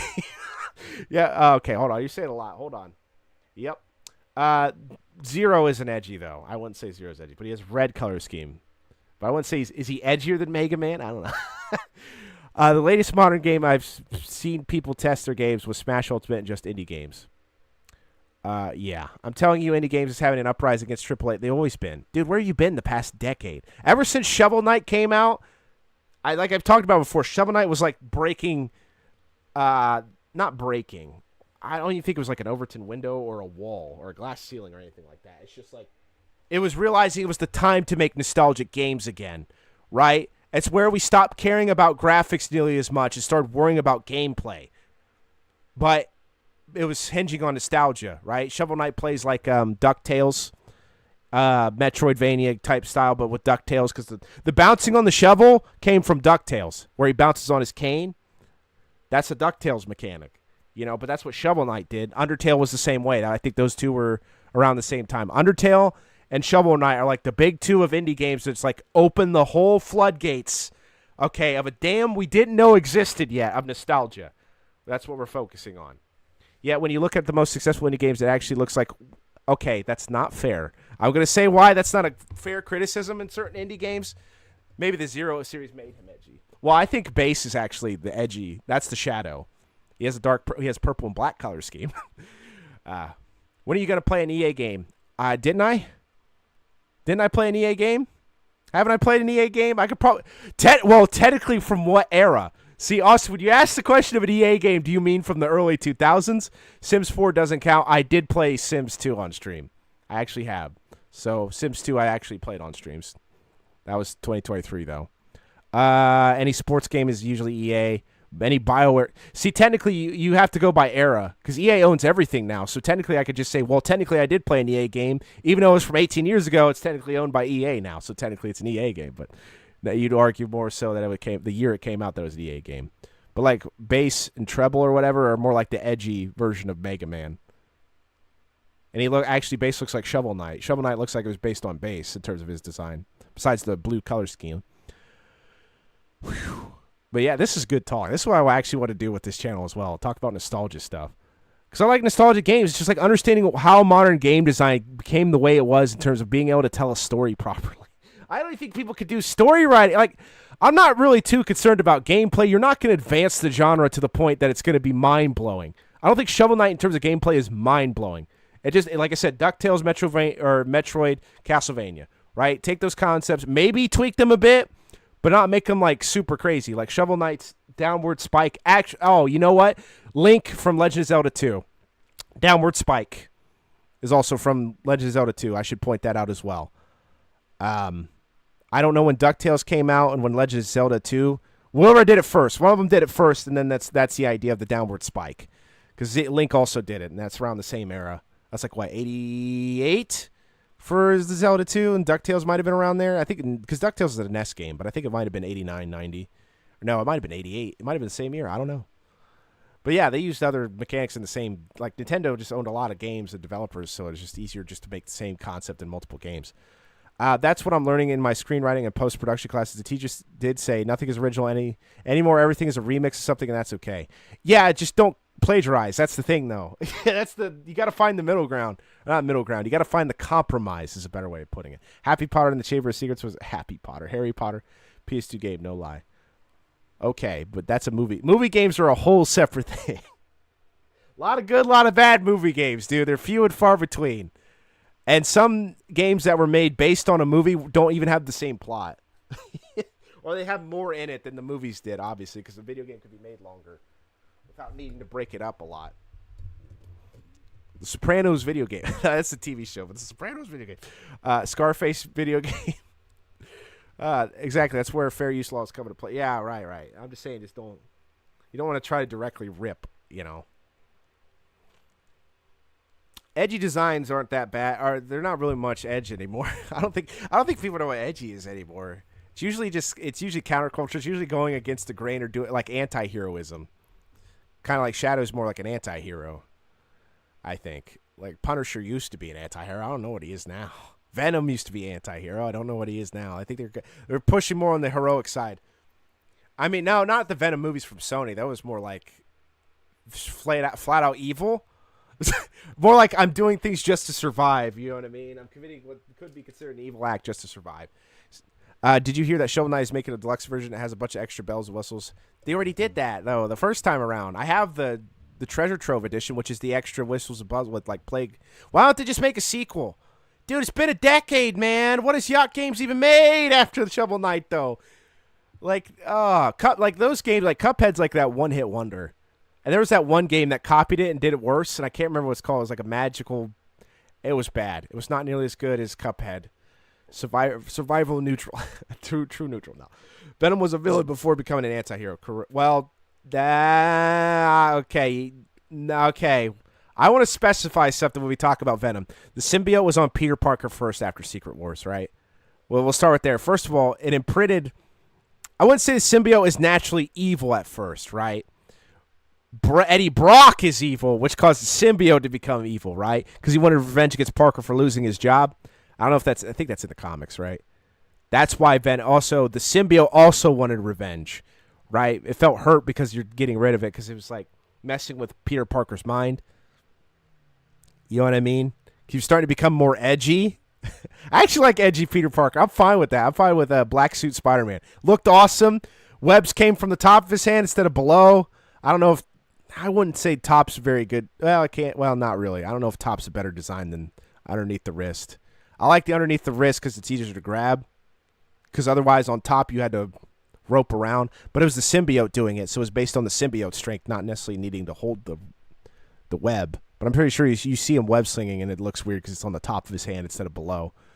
No, it's not Trevor. I know it's not. I'm talking about just Shovel of Hope. They're releasing an enhanced deluxe version.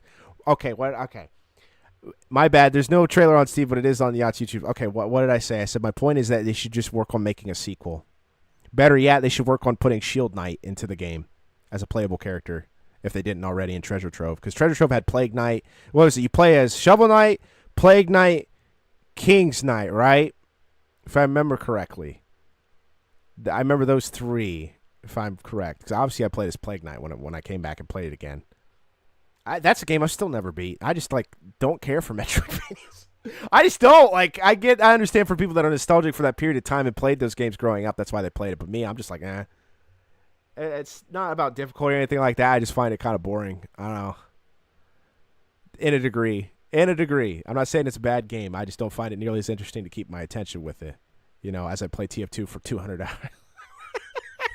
But anyways, yeah. In terms of older games, the indie games. But Venom, yeah, I would like Eddie Brock's evil. That's why Venom's evil. The symbiote was just playing with Eddie Brock. That's why it's called symbiotic. They both felt like they needed revenge and they went after it. But I think it's more because the symbiote was getting imprinted on, or was it printing on both? That's what the issue was. You know, Spider-Man created the Venom.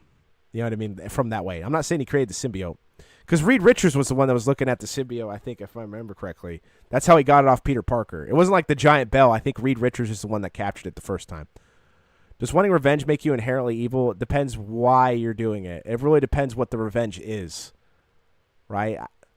Do it. It's not saying inherently evil. It's more like committing evil actions for the sake of trying to think you're doing good. It's the problem is usually with the path of revenge is that you hurt innocent people in the process, right? People had nothing to do with it because they're supposedly in your way. Because you'll start justifying your actions to take on someone that you believe you deserve a revenge against, but you're hurting others that had nothing to do with anything. That's usually Venom is that way. Punisher kind of goes that way. If forgiveness is Christ-like, is revenge evil? Revenge isn't the same as forgiveness. You know what I mean? Avenging is not the same thing as revenge either. A vengeance is different too. From what I understand, the symbiote mostly does whatever the user is doing while prioritizing its own survival. But it was also in Secret Wars. The problem with Peter is that he was getting thoughts and he was becoming more violent, if I remember correctly, from Secret Wars, after Secret Wars, or during and after Secret Wars. That it was making him more violent. It was making him turn into someone he wasn't. Right? That he's the young guy, he's hippie, he's got quips. He's becoming more violent. Right? So Peter Parker holds back a lot because he knows how powerful he is. The problem is the Venom symbiote was bringing out the worst in him. Right? That's why he said he had to go to Reed Richards like, I'm done, or we need to study this, whatever. I don't know what's happening to you. Then Eddie Brock got a hold of it, and that's when we get that form of Venom. Judgment minus Prime is up to you. And judge not least, yes, be judged. Right. But, even Jesus, took the demons and cast them into the swine. I'm just saying there's a time and a place to do things. But we're a human. Those were demons specifically.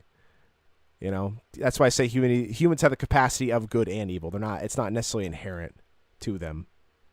I'm talking about fictional characters being inherently evil, made to be, right? I'm not talking about human beings. It's not the same thing. Because most writers just like, I'm making them evil in their mind, right? That's more like the fourth wall break to me because I know because basically what the writer's telling you, right? Or they say it themselves in their biographies or interviews are like, yeah, I made him intentionally. We need a villain, per se. Maybe I should say you use the term villain more often than evil to better clarify. It's more like the antagonist. There you go. That's a better way of putting it. Someone that's going against the protagonist. There you go. Which things could be seen as good and evil, but not as necessarily inherent all the time. We all love the chassis system. Also, hi, what's up, S? Welcome back. Yeah. But yeah, it's just these older games, I don't know if some of them don't hold up. I mean, they're just not. I mean, Castlevania 1 could be a rough game to play. I just say, if you're not used to delay of the whip, it's going to be a rough game to play. But like Spyro 1 is just easy. Like you get it in like 5 minutes. You could just run. Because what's cool about Spyro 1 is that even though dragons tell you what to do, and you could say that's kind of obnoxious later on, and they just repeat the same lines, you play the game to learn the game. And you could do it in the hub world without getting... The problem is, like, you don't want to do trial and error all the time. Trial and error could be annoying. Like, you don't need a Dark Souls everything. Right? But even in Dark Souls in the beginning, you're not immediately fighting someone. Right? You start out in not necessarily a cage, but it's a prison. Right? You could just test the controls whenever you want in that little room if you wanted to. Right? Yeah, here's the Shovel Knight of Hope DX trailer. I don't think... You didn't even post the link. I'm not worried about it. Listen, don't worry about it. If it's not a sequel, I'm not interested. I already have Treasure Trove. I'm not going to buy another enhanced edition. And judge not lest ye be judged yourself. Yes, I understand that. There's a time and a place. I said it before. Oh, see, you forgot me, dude. It's like I say I could deny a man his existence on earth, but I cannot deny him the kingdom. Anyways, I don't think that's from the Bible. It might be. It might be. It's not like a direct quote. It's a paraphrase. I have a poor memory. I don't know if you were there for it, though. You haven't been to every stream. My point is that these modern games have... You were talking about patches, too. We're going back to that. That's from a boomer Facebook post. Probably. I don't know. Judge not, let's see. It's in the Bible. Come on, man. It's not a boomer. Are you talking those boomer Facebook movies that are cut off? Obama! Joe Biden! Just crunchy as hell. But as I'm continuing on to talk about sequels, older games, and how sequels were made back then to now. Like, I don't know if Ragnarok... no, Ragnarok's not a good example. Biden blast! Hillary, China! China. They're already deporting people, by the way. Anyway. Bring that up. As well, anyways, in terms of proper sequels, I'm trying to think of a modern game that's a proper sequel. I guess Ragnarok to the first one, first God of the 2018 God of War, and then Ragnarok is a sequel. Anyway, yeah, I think it's. I don't know if it's a proper sequel, but it is a sequel. Like I think God of War 2 is a proper sequel to 1, and 3 is a proper sequel to 2. Uncharted games are proper sequels, but they're like they're direct and proper sequels. But I'm trying to think, like, the graphics did improve. I don't know about the gameplay. I know Uncharted 2 plays well, but Uncharted 3 really isn't that different. They're just not. Like, there's not really much to improve upon anyways. It's just improving the graphics and changing the story. Right? What? Deports on the China Crab Rangoon. Crab Rangoon's really awesome. Oh, my goodness. Talking about Crab Rangoon again. It's been a while. It's been a couple months. What font is this? It looks so smooth. This is Duke font.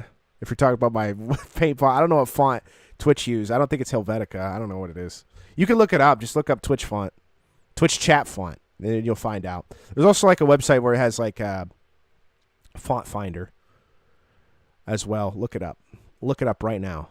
Yep, FF1 to FF2. Dude, I still haven't eaten today. It's been like since midnight yesterday that I even had a snack of something. Ooh, I'm gonna explode.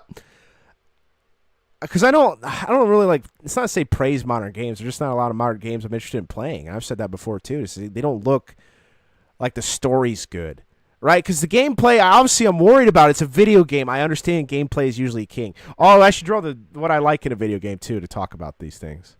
Can I just? Is this faster? Do go eat. Partake of the protein. Not yet. I have a protein bar next to me. I'm not gonna eat it yet. I'm fasting. I'm gonna fast of the mind. Okay, so I've talked about this before one other time, but I don't think I showed it. So here's no, yeah, because I talked about it because there was a square. It was kind of like a square. Here's like the basic level, right? Gameplay, right? I'll just put GA instead of GP. Graphics, that will be GP instead. Graphics and then story. Those are the three things I usually try to find in a video game. First and foremost, I think they're the most important, right? And I try to compare, I've talked about this before, and I try to compare, okay, what if you only have two of the three triangles? Okay, if you have gameplay and graphics, what game do you think that relates to? With very little story. And it's like, I don't know. Maybe RPGs. No, just kidding. That's not what it is. Gameplay and story is really RPGs, actually. MMOs. MMOs aren't really known for their graphics. I'm just going to say that right now.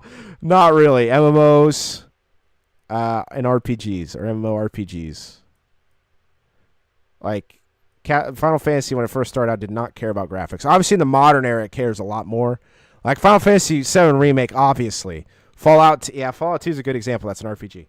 That's my point. It's not really good graphics, but it has gameplay and story.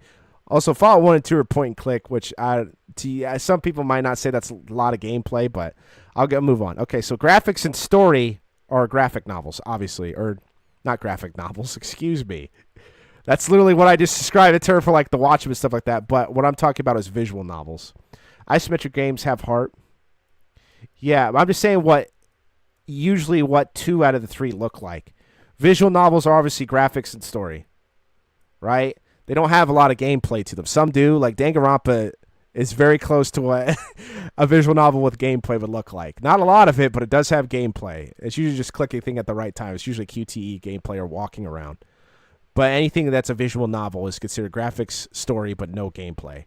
Now, with graphics and gameplay with no story is usually like, or not a lot of story, right? I wouldn't say no, right? Obviously, the triangle isn't always perfectly congruent with each side. They shorten and expand, right? You see stats in like Xenoverse 2 and other games like that. Well, it'll show like a stat and energy or a stat and attack, and it stretches to that or shortens it. That's kind of what this triangle is that I think it's probably in a novel somewhere, a book. But this is what I've just been looking at in terms of what I like in games and don't like. But this was like platformers don't really have the best story. They don't. Platformers don't really have a better story than RPGs. Some are exceptions. Like I said, that story really expands. Or the story corner goes forward and back between this, but platformers don't really have a lot of good the best stories. Okay, they're really simple. There's not much to them. Usually when they started out in the 80s, 90s, it kind of improved upon that, but I don't know if it's that better than RPGs. FPS, are also here. FPS, even though some like Call of Duty obviously has a story, but that's not like the main selling point. They're focused on gameplay and graphics, right? First-person shooters, platformers are really not. I'm not saying that, like I said, they don't have a story, but it's not really like the carrying point of Call of Duty. It's the multiplayer, right? The gameplay. I don't know if there really is. Well, gameplay back in the 70s was just like point and click and text adventures. So, I mean, they had story. Point and click, I should probably put in between the bottom, but those are also older games. Those games, I'm not saying they don't exist now. Because I remember they remade the LucasArts games. Those were point and click. Imagine playing the game for the gameplay. Well, that's why you play a visual novel, right? You don't want gameplay. You just want story and clicking on a screen every time. That's what I'm saying. You just read a book. Ironically enough, a movie is just graphics and story. That's it. That's a movie. Straight up a movie. There is no gameplay. You know, unless you want to count rewinding, pausing, fast forwarding, going to the menu and clicking scenes as gameplay, which it kind of reminds me of how the Black Box and the Magnavox Odyssey kind of started, kind of like that, just moving things on a screen. You know, story enjoyers the next time a game with a plot comes. Yeah, this is usually what happens. I'm not saying it's 100% perfect, but that's what usually is happening, right? You're not like in Mario. You're not really caring about the story. It's not very the forefront. The gameplay is. And most of the Mario games, there is a story. Like you can see, like when Mario 64 came out, Super Mario 64, that's where the story started becoming more ingrained. But it's like it's not really the main focus. It's more like the story of each level, the graphics and gameplay, and the concept of each level. How do I get the stars the most efficient way? You know, you'd be like, call it good or bad game, gameplay or nothing. You get nothing. Can we talk about locomotive patches? No. I wouldn't say Mario Sunshine has a story, but it's just like Mario is. That's actually, it's funny. You talked about Halo 5. That's the plot of Super Mario Sunshine, where he gets framed. Master Chief, well, that was Cortana more likely than it was Master Chief, but that was my point. The false allegation trope, where the protagonist gets framed for doing something he didn't do because it looked like him, despite the fact that it literally was just shadow and watery. And they're not explaining why in Mario Sunshine, why Mario isn't shadow and water. He literally went to court in Mario Sunshine. They found him guilty despite the fact they couldn't. It's goofy. Not the best premise, but it's like he's framed and he has to go through all the town to clean up their area despite the fact that he didn't do it. Can we talk about Odyssey? I think he gets everything right. Well, I never played it. I've seen gameplay of it, story, and I don't know. Is it better than Galaxy? Would you say Odyssey's better than Galaxy? Because I don't know if it's fair to compare what the Galaxy did because it was on the Wii. Like if Galaxy was released on the Switch, it'd have different gameplay because Galaxy only had the gameplay it did because it was released on the Wii. Right? Is that fair? Because the Switch actually had to do proper controls. Okay, Galaxy, you had to turn the Wii controller on the side or get a different controller. But I don't think it's necessarily fair because emotions, you had to pick up the bits in Galaxy. I mean, I don't think you had to do it all the time that way. Mario generally has a premise instead of a story. Yeah, that's what I mean. You know what I mean? But that's still a part of a story. The premise is a story. It's like exposition, and there's an ending too. There is a conclusion that you save the princess, stop Bowser, stop Baby Bowser, stuff like that, or Koopa Kid, whatever. Because Sunshine's about Koopa Kid, and then it's Bowser. Bowser has the most disappointing boss fight ever. Okay, native games like that can't be compared. Okay, listen, we got to make exceptions for everything. Mario J has a premise. Yes, I already read that. Hi, what's up, Lakani Kesha? I'm talking about nostalgic gaming. I'm talking about what I find in games, what I do with games. But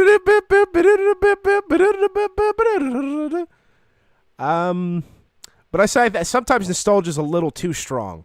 I think the two things that fight each other, right, or the old people that played like old games is nostalgia, right? That's like the weakness of the old boomer gamer. And the weakness of the new gamer is recency bias, right? They play the game, they like it, think it's the greatest thing they ever touched. They think every game they play is probably the greatest or the worst, usually. It's very diametrically opposed in most cases. Most cases, not all, but most cases. They either think it's good or it's bad. Or better yet, sometimes we just say it's mid because it's not like it's bad. It's just it doesn't really do anything special that could stand out. And that's usually what you got to rely on story now because gameplay really isn't. I mean, the gameplay could be considered fun, you know, and enjoyable, but does it really stand out enough to be special? I don't know. If there's a game that plays sick on the Switch, but it can be played on PC or PS, like Wolfenstein, or it can be compared because the Switch doesn't add much of anything. Well, the point is that the Switch is like, They just wanted to make a 3DS mobile, okay? That's why the 3DS store ended up dying. It's like, we're done supporting 3DS, 2DS, 3DS Lite, whatever. I forgot about the Switch Lite, by the way. Didn't mention that the last time we were talking about the Switch 2. The Switch Lite is literally just a mobile Switch without needing to dock it, right? The same way. Obviously, you need to charge it, but yeah. Also, the original Switch had like 2.5 to 6 hours of battery, depending on the game. That's why the new model improved. The first new Switch model that before OLED was 4.5 to 9 hours. And even the OLED has 4.5 to 9 hours on average, depending on what game you play. Obviously, Breath of the Wild is going to cook your battery. I'm just saying, I only play on PS Vita. Man, that was a misstep, wasn't it? Like, we can talk about sequel consoles if you want to, of how to make a proper sequel console. Like, how to make, like, I think the PS2 is, like, the greatest console of all time, and it literally improved on everything the PS1 was trying to do. Bar none. Bar none. Okay, I think it's the best sequel console ever made. By far. You know what I mean? You can easily compare the Switch to the Wii U, but that's not fair. They were just... I can't believe the Wii U was such a blunder. I mean, the GameCube didn't... Look up the sales for the GameCube, and it didn't do better than the PS2, or it was around the Xbox. I think it was like 30... I've looked it up before. It was like 35 million, I think, for the GameCube, and 30 million for Xbox. No 3DS. The DS is a good sequel to the Game Boy SP, though. Game Boy Advance is actually a decent sequel to the Game Boy, I'd argue.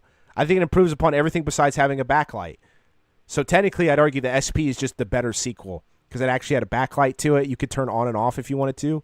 There's a button on the top, which was also a hand-me-down I got from a cousin. I've had the Game Boy Advance as well. I had the purple one, the clear purple one, because they did it for Game Boy Color and they did it for... Okay, let's just talk about sequels, right? Sequels of consoles, because we talk about sequels of games. So the PS1 to PS2, what was improved upon? Besides graphics, right? Oh my goodness. Drawing is not my forte. Okay, I probably should change the title of the screen to like Nostalgia of Gaming. Nostalgia of Gaming. We're gaming here. Get out of here. We're gaming here. We're gaming. I need to change it on. Here. Nostalgia Gaming. The Nostalgia of Gaming. The Nostalgia. There you go. I'll just keep the same thumbnail on YouTube. I'll just put, this will be in the description, the original titles, so that you know that I was talking about this stuff and not just making it up. This Nostalgia of Gaming. I'll probably just do just talking for Twitch, because I still want to keep going. I know some people might find this boring, but I actually just like talking about video games. I do. It's fun, enjoyable. I'm going to put this to just chatting. Games and demos. It's not working. There we go. Nostalgia of Gaming. There we go. Done. PS1 to PS2 to PS3 to PS5. You mean PS4. I'm just saying, and having backwards compatibility was incredible. It wasn't the first console to do it. I think... Oh, when did... Wait. Hold on, let me think. No, the SNES could play NES games. They had an add-on. Because the problem is, it was usually an add-on, right? Did you ever play Destroy All Humans for GameCube? Yeah. If I remember correctly, or PS2, one of the two. One time, or I actually watched my cousin play it, probably. I played Smash back then. I also played Wind Waker. My cousin played Wind Waker. I have multiple cousins that have different consoles. It's crazy. Or the same consoles, like the PS2 later on. But the PS1 had smaller memory card, smaller. So I'm going to put like an arrow next to it. So you know it. Oh, no, you know what? Actually, I shouldn't do that. I'm going to put what the PS2 improved on the right side. So memory card was larger. Everything was disc-based. DVD player, you know, is more expensive probably than your average DVD player. People also bought it for that. They also found out they could play music and stuff on it as well. I do think that was part of the sales. I wouldn't say it was the overall sales because the PS2 was like $300, I think, on release, something like that. Cheap way compared to now. Dude, it's insane how the price of consoles now. Inflation or not, it's ridiculous. Don't care. Inflation, like, the thing is, like, we have to make more money in order to buy those consoles if you want to balance it out. But the problem is they don't do that. We talked about it before. My point is that the PS1 was very ambitious because if you guys do or don't know, Nintendo and Sony were actually going to be one company at one point. There was a possibility that there was only going to be Nintendo, Sony as one company, and then later on it might have been Microsoft. We have great chips now, very good speed, yeah. Moore's Law, making everything shorter for processors and stuff like that. The Nintendo PlayStation, if you need to know what it is, go look it up. It was a prototype console where Nintendo and Sony were going to work together to make a new console. Sony decided, no, we're not doing it. We're actually just going to make our own console, which ended up becoming the PS1 later on. Sold 100 million copies. The best-selling console at that time. cooked the SNES, cooked the NES, it cooked the Game Boy. I think at that time. Okay. Let's talk about the worst of the game industry. We will. We'll talk about bad sequels if you like the Virtual Boy. You were talking about the Virtual Boy, the Amico that people probably don't even know about, because there's rarely a bad console sequel. It's rare, okay, because they're usually not technically sequels, they're offshoots. Virtual Boy's an offshoot. It was based on a concept because Nintendo's usually bold like that. They're just like, screw it, we'll just throw it on a whim. Yeah, red and black, edgy. Bad concept, yeah, torch your eyes. But what the PS2 did better was better memory card, better graphics, DVD player now. You can watch movies on it, listen to music on it as well. The controller design was improved upon. I think the PS2 controller is better than PS1, better analog sticks maybe, or it's just pretty close to the same. Better R2 button maybe. Yeah, and also they kept good games on it. They weren't just trying to make crap on it. But the console was a bit bulkier, but I just think it improved upon the design of the original, right? Nothing too crazy. Okay. Anyways, bad. I don't know what a bad. Maybe the Sega Saturn.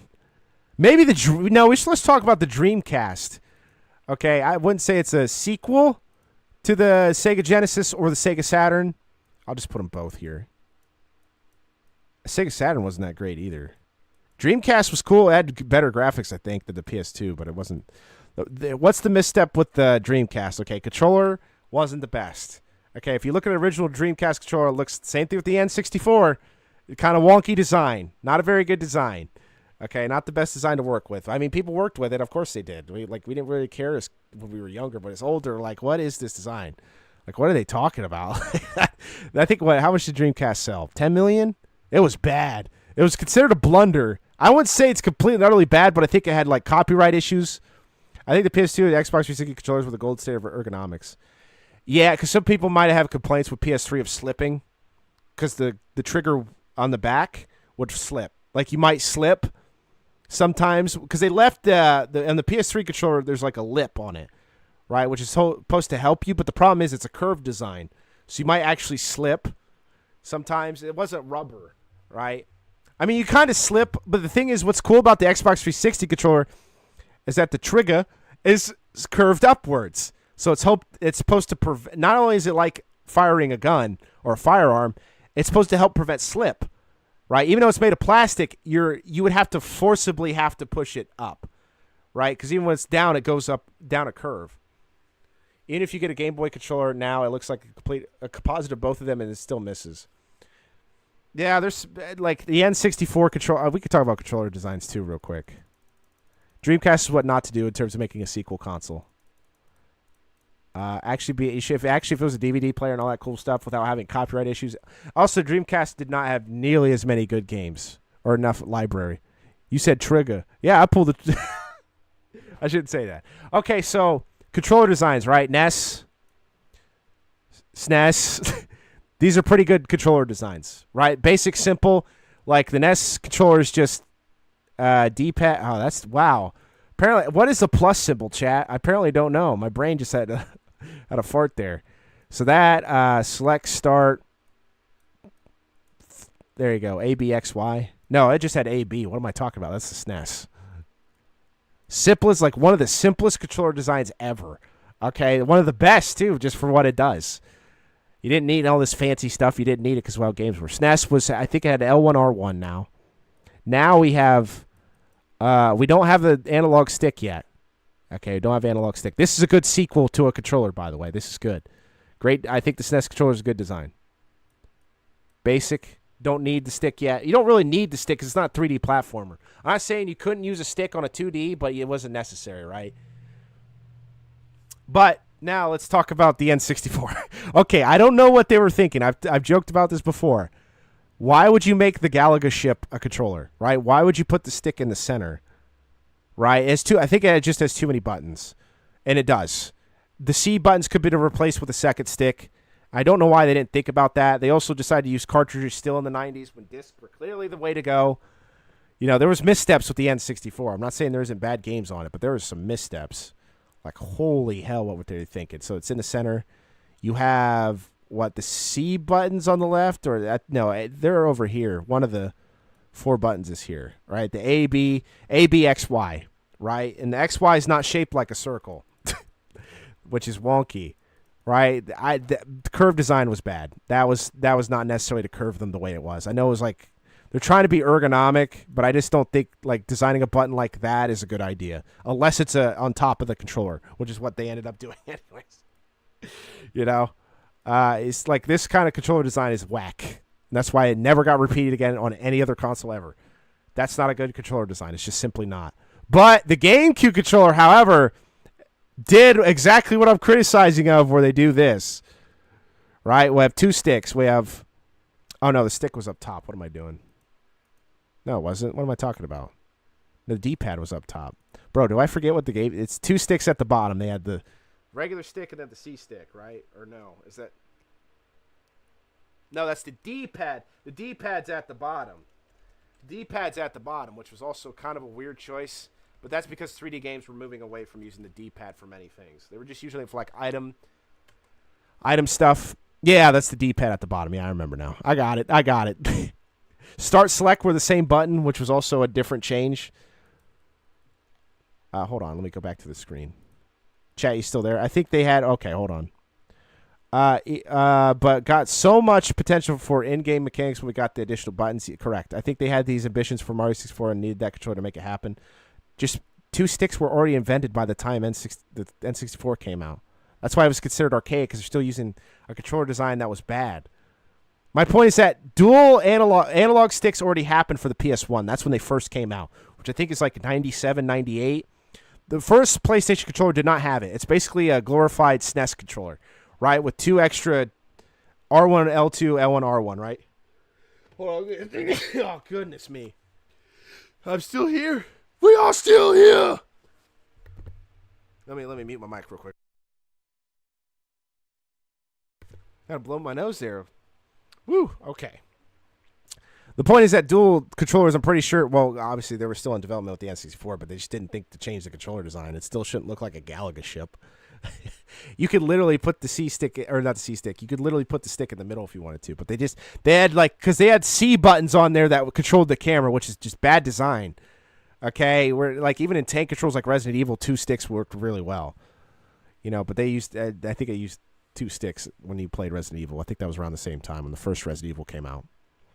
But my point is, when the GameCube came out, they actually realized, yeah, we need 2 sticks. One for camera, one for motion. That was usually, when the PS1 came out, that's what they decided to do. It's like, that's the perfect controller design. One for camera, one for motion. Because, you know, FPSs weren't this big in terms of what they were doing for 3D FPSs. They were getting there. Like, Call of Duty was being made. Medal of Honor was being made. Or no, that's D-pad. D-pad, also, Xbox took the D-pad from the GameCube, like, in terms of its design. So... Also, the Xbox 360 controller is just a better... I wouldn't know if say better. The GameCube controller does feel really good. I think it's just a really good controller. And I was thinking more of the wacky buttons are also the same thing on the this controller. Yeah, that's what I'm thinking of the GameCube. And then there's the start, select. But everyone hates the controls. Halo was the FPS, and everyone hates the controls. Well, you got to realize the original Xbox controller was massive, unnecessarily large. But I think they were clearly appealing to the teenage audience. Like, did you remember the absolute mass that the Xbox controller had? Dude, I like showing a picture of this guy. I love showing the picture of the Xbox original controller. Dude, it's so fat. It's so fat. Why? Why is it so fat? Why? Why is it so large? Like, what were they thinking? It's just a fat controller. It's just a GameCube controller. It's the same button layout besides the plus and minuses. Or not the X and Y, excuse me. But they even had like the white button and the black button for some reason. But they have A, B, X, Y. They just copied Nintendo. Like, I'm not mad that they copied Nintendo, but I'm not going to act like it's anything greater because of it. You know what I mean? Hold on. The Duke. Remember the Duke? Oh, hold on. Chat, this is the Duke. This is the original Xbox controller. Fat controller. Look at this fat. We can't see anything, I know, because I was looking it up. This is the original. Look at this big boy. Look at all these buttons on it, too.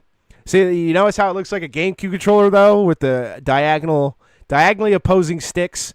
D-pad is in the bottom left. They have a start and select button, which was taken from the SNES, or the NES. X and Y buttons. They could have called them C and D, which have been in the past. I think there was a C button for the Sega Genesis, right?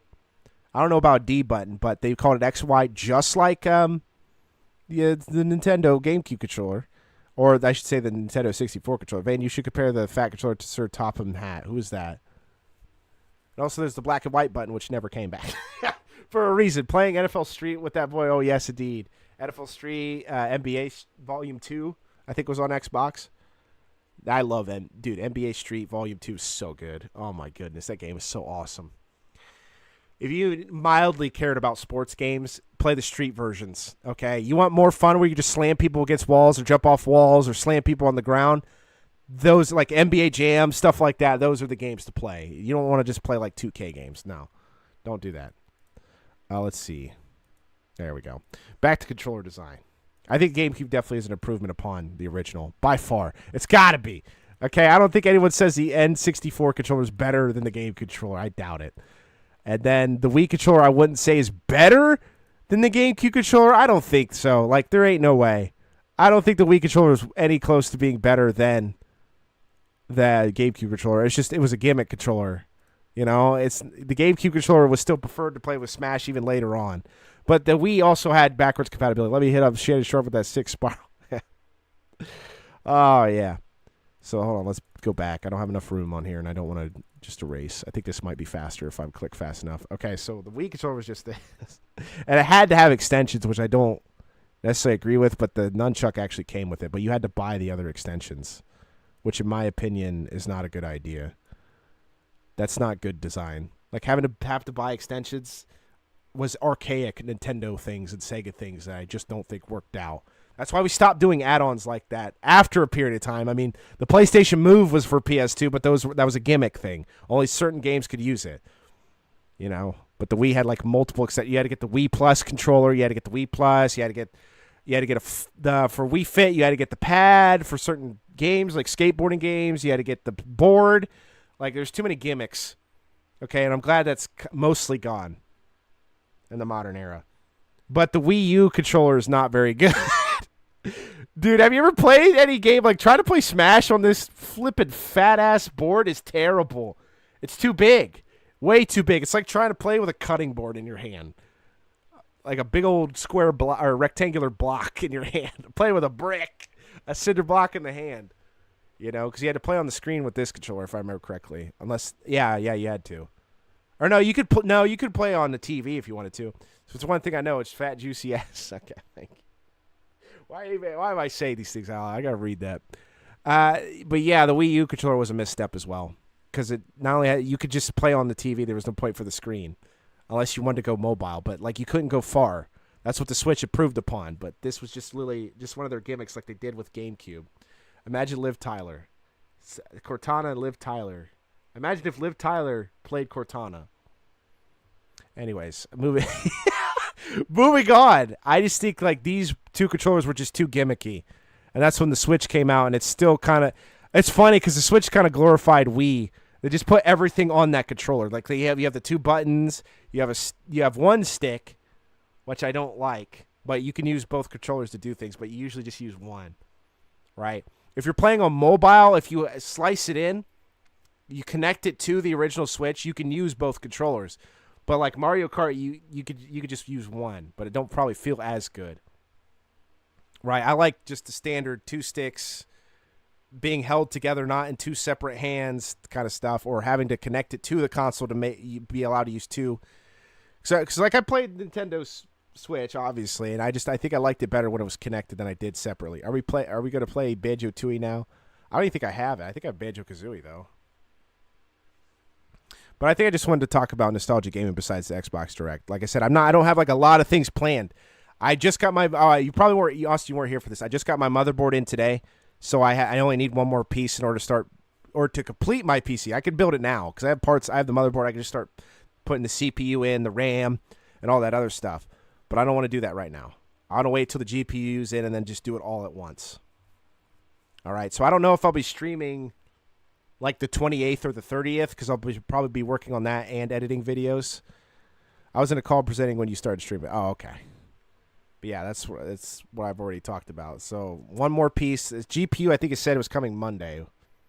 So Saturday, Sunday, the 27th. So I might not stream the 28th. Oh, obviously, I'll be streaming the 26th if it doesn't come in that day. But yeah, like I said, that's why I'm just doing Gartic and other stuff like that. I'm not doing other crazy things. But yeah.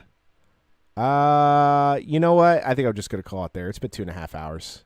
I think we're good. Sir Topham Hatt from Thomas and Friends. Oh, yeah, he's the fat conductor guy. So I want to thank everyone for coming out today. Thank you for coming out today. Thanks for watching the stream, the Xbox Direct. If you're interested in any of those games, it was fun talking about them. I mean, I like talking about modern gaming, not just like crap on it, but just like understand the reasons why. You know, especially since Trump is trying to talk about getting rid of DEI. And obviously there was, if you look up 2024 game layoffs, video game company layoffs, and it's insane.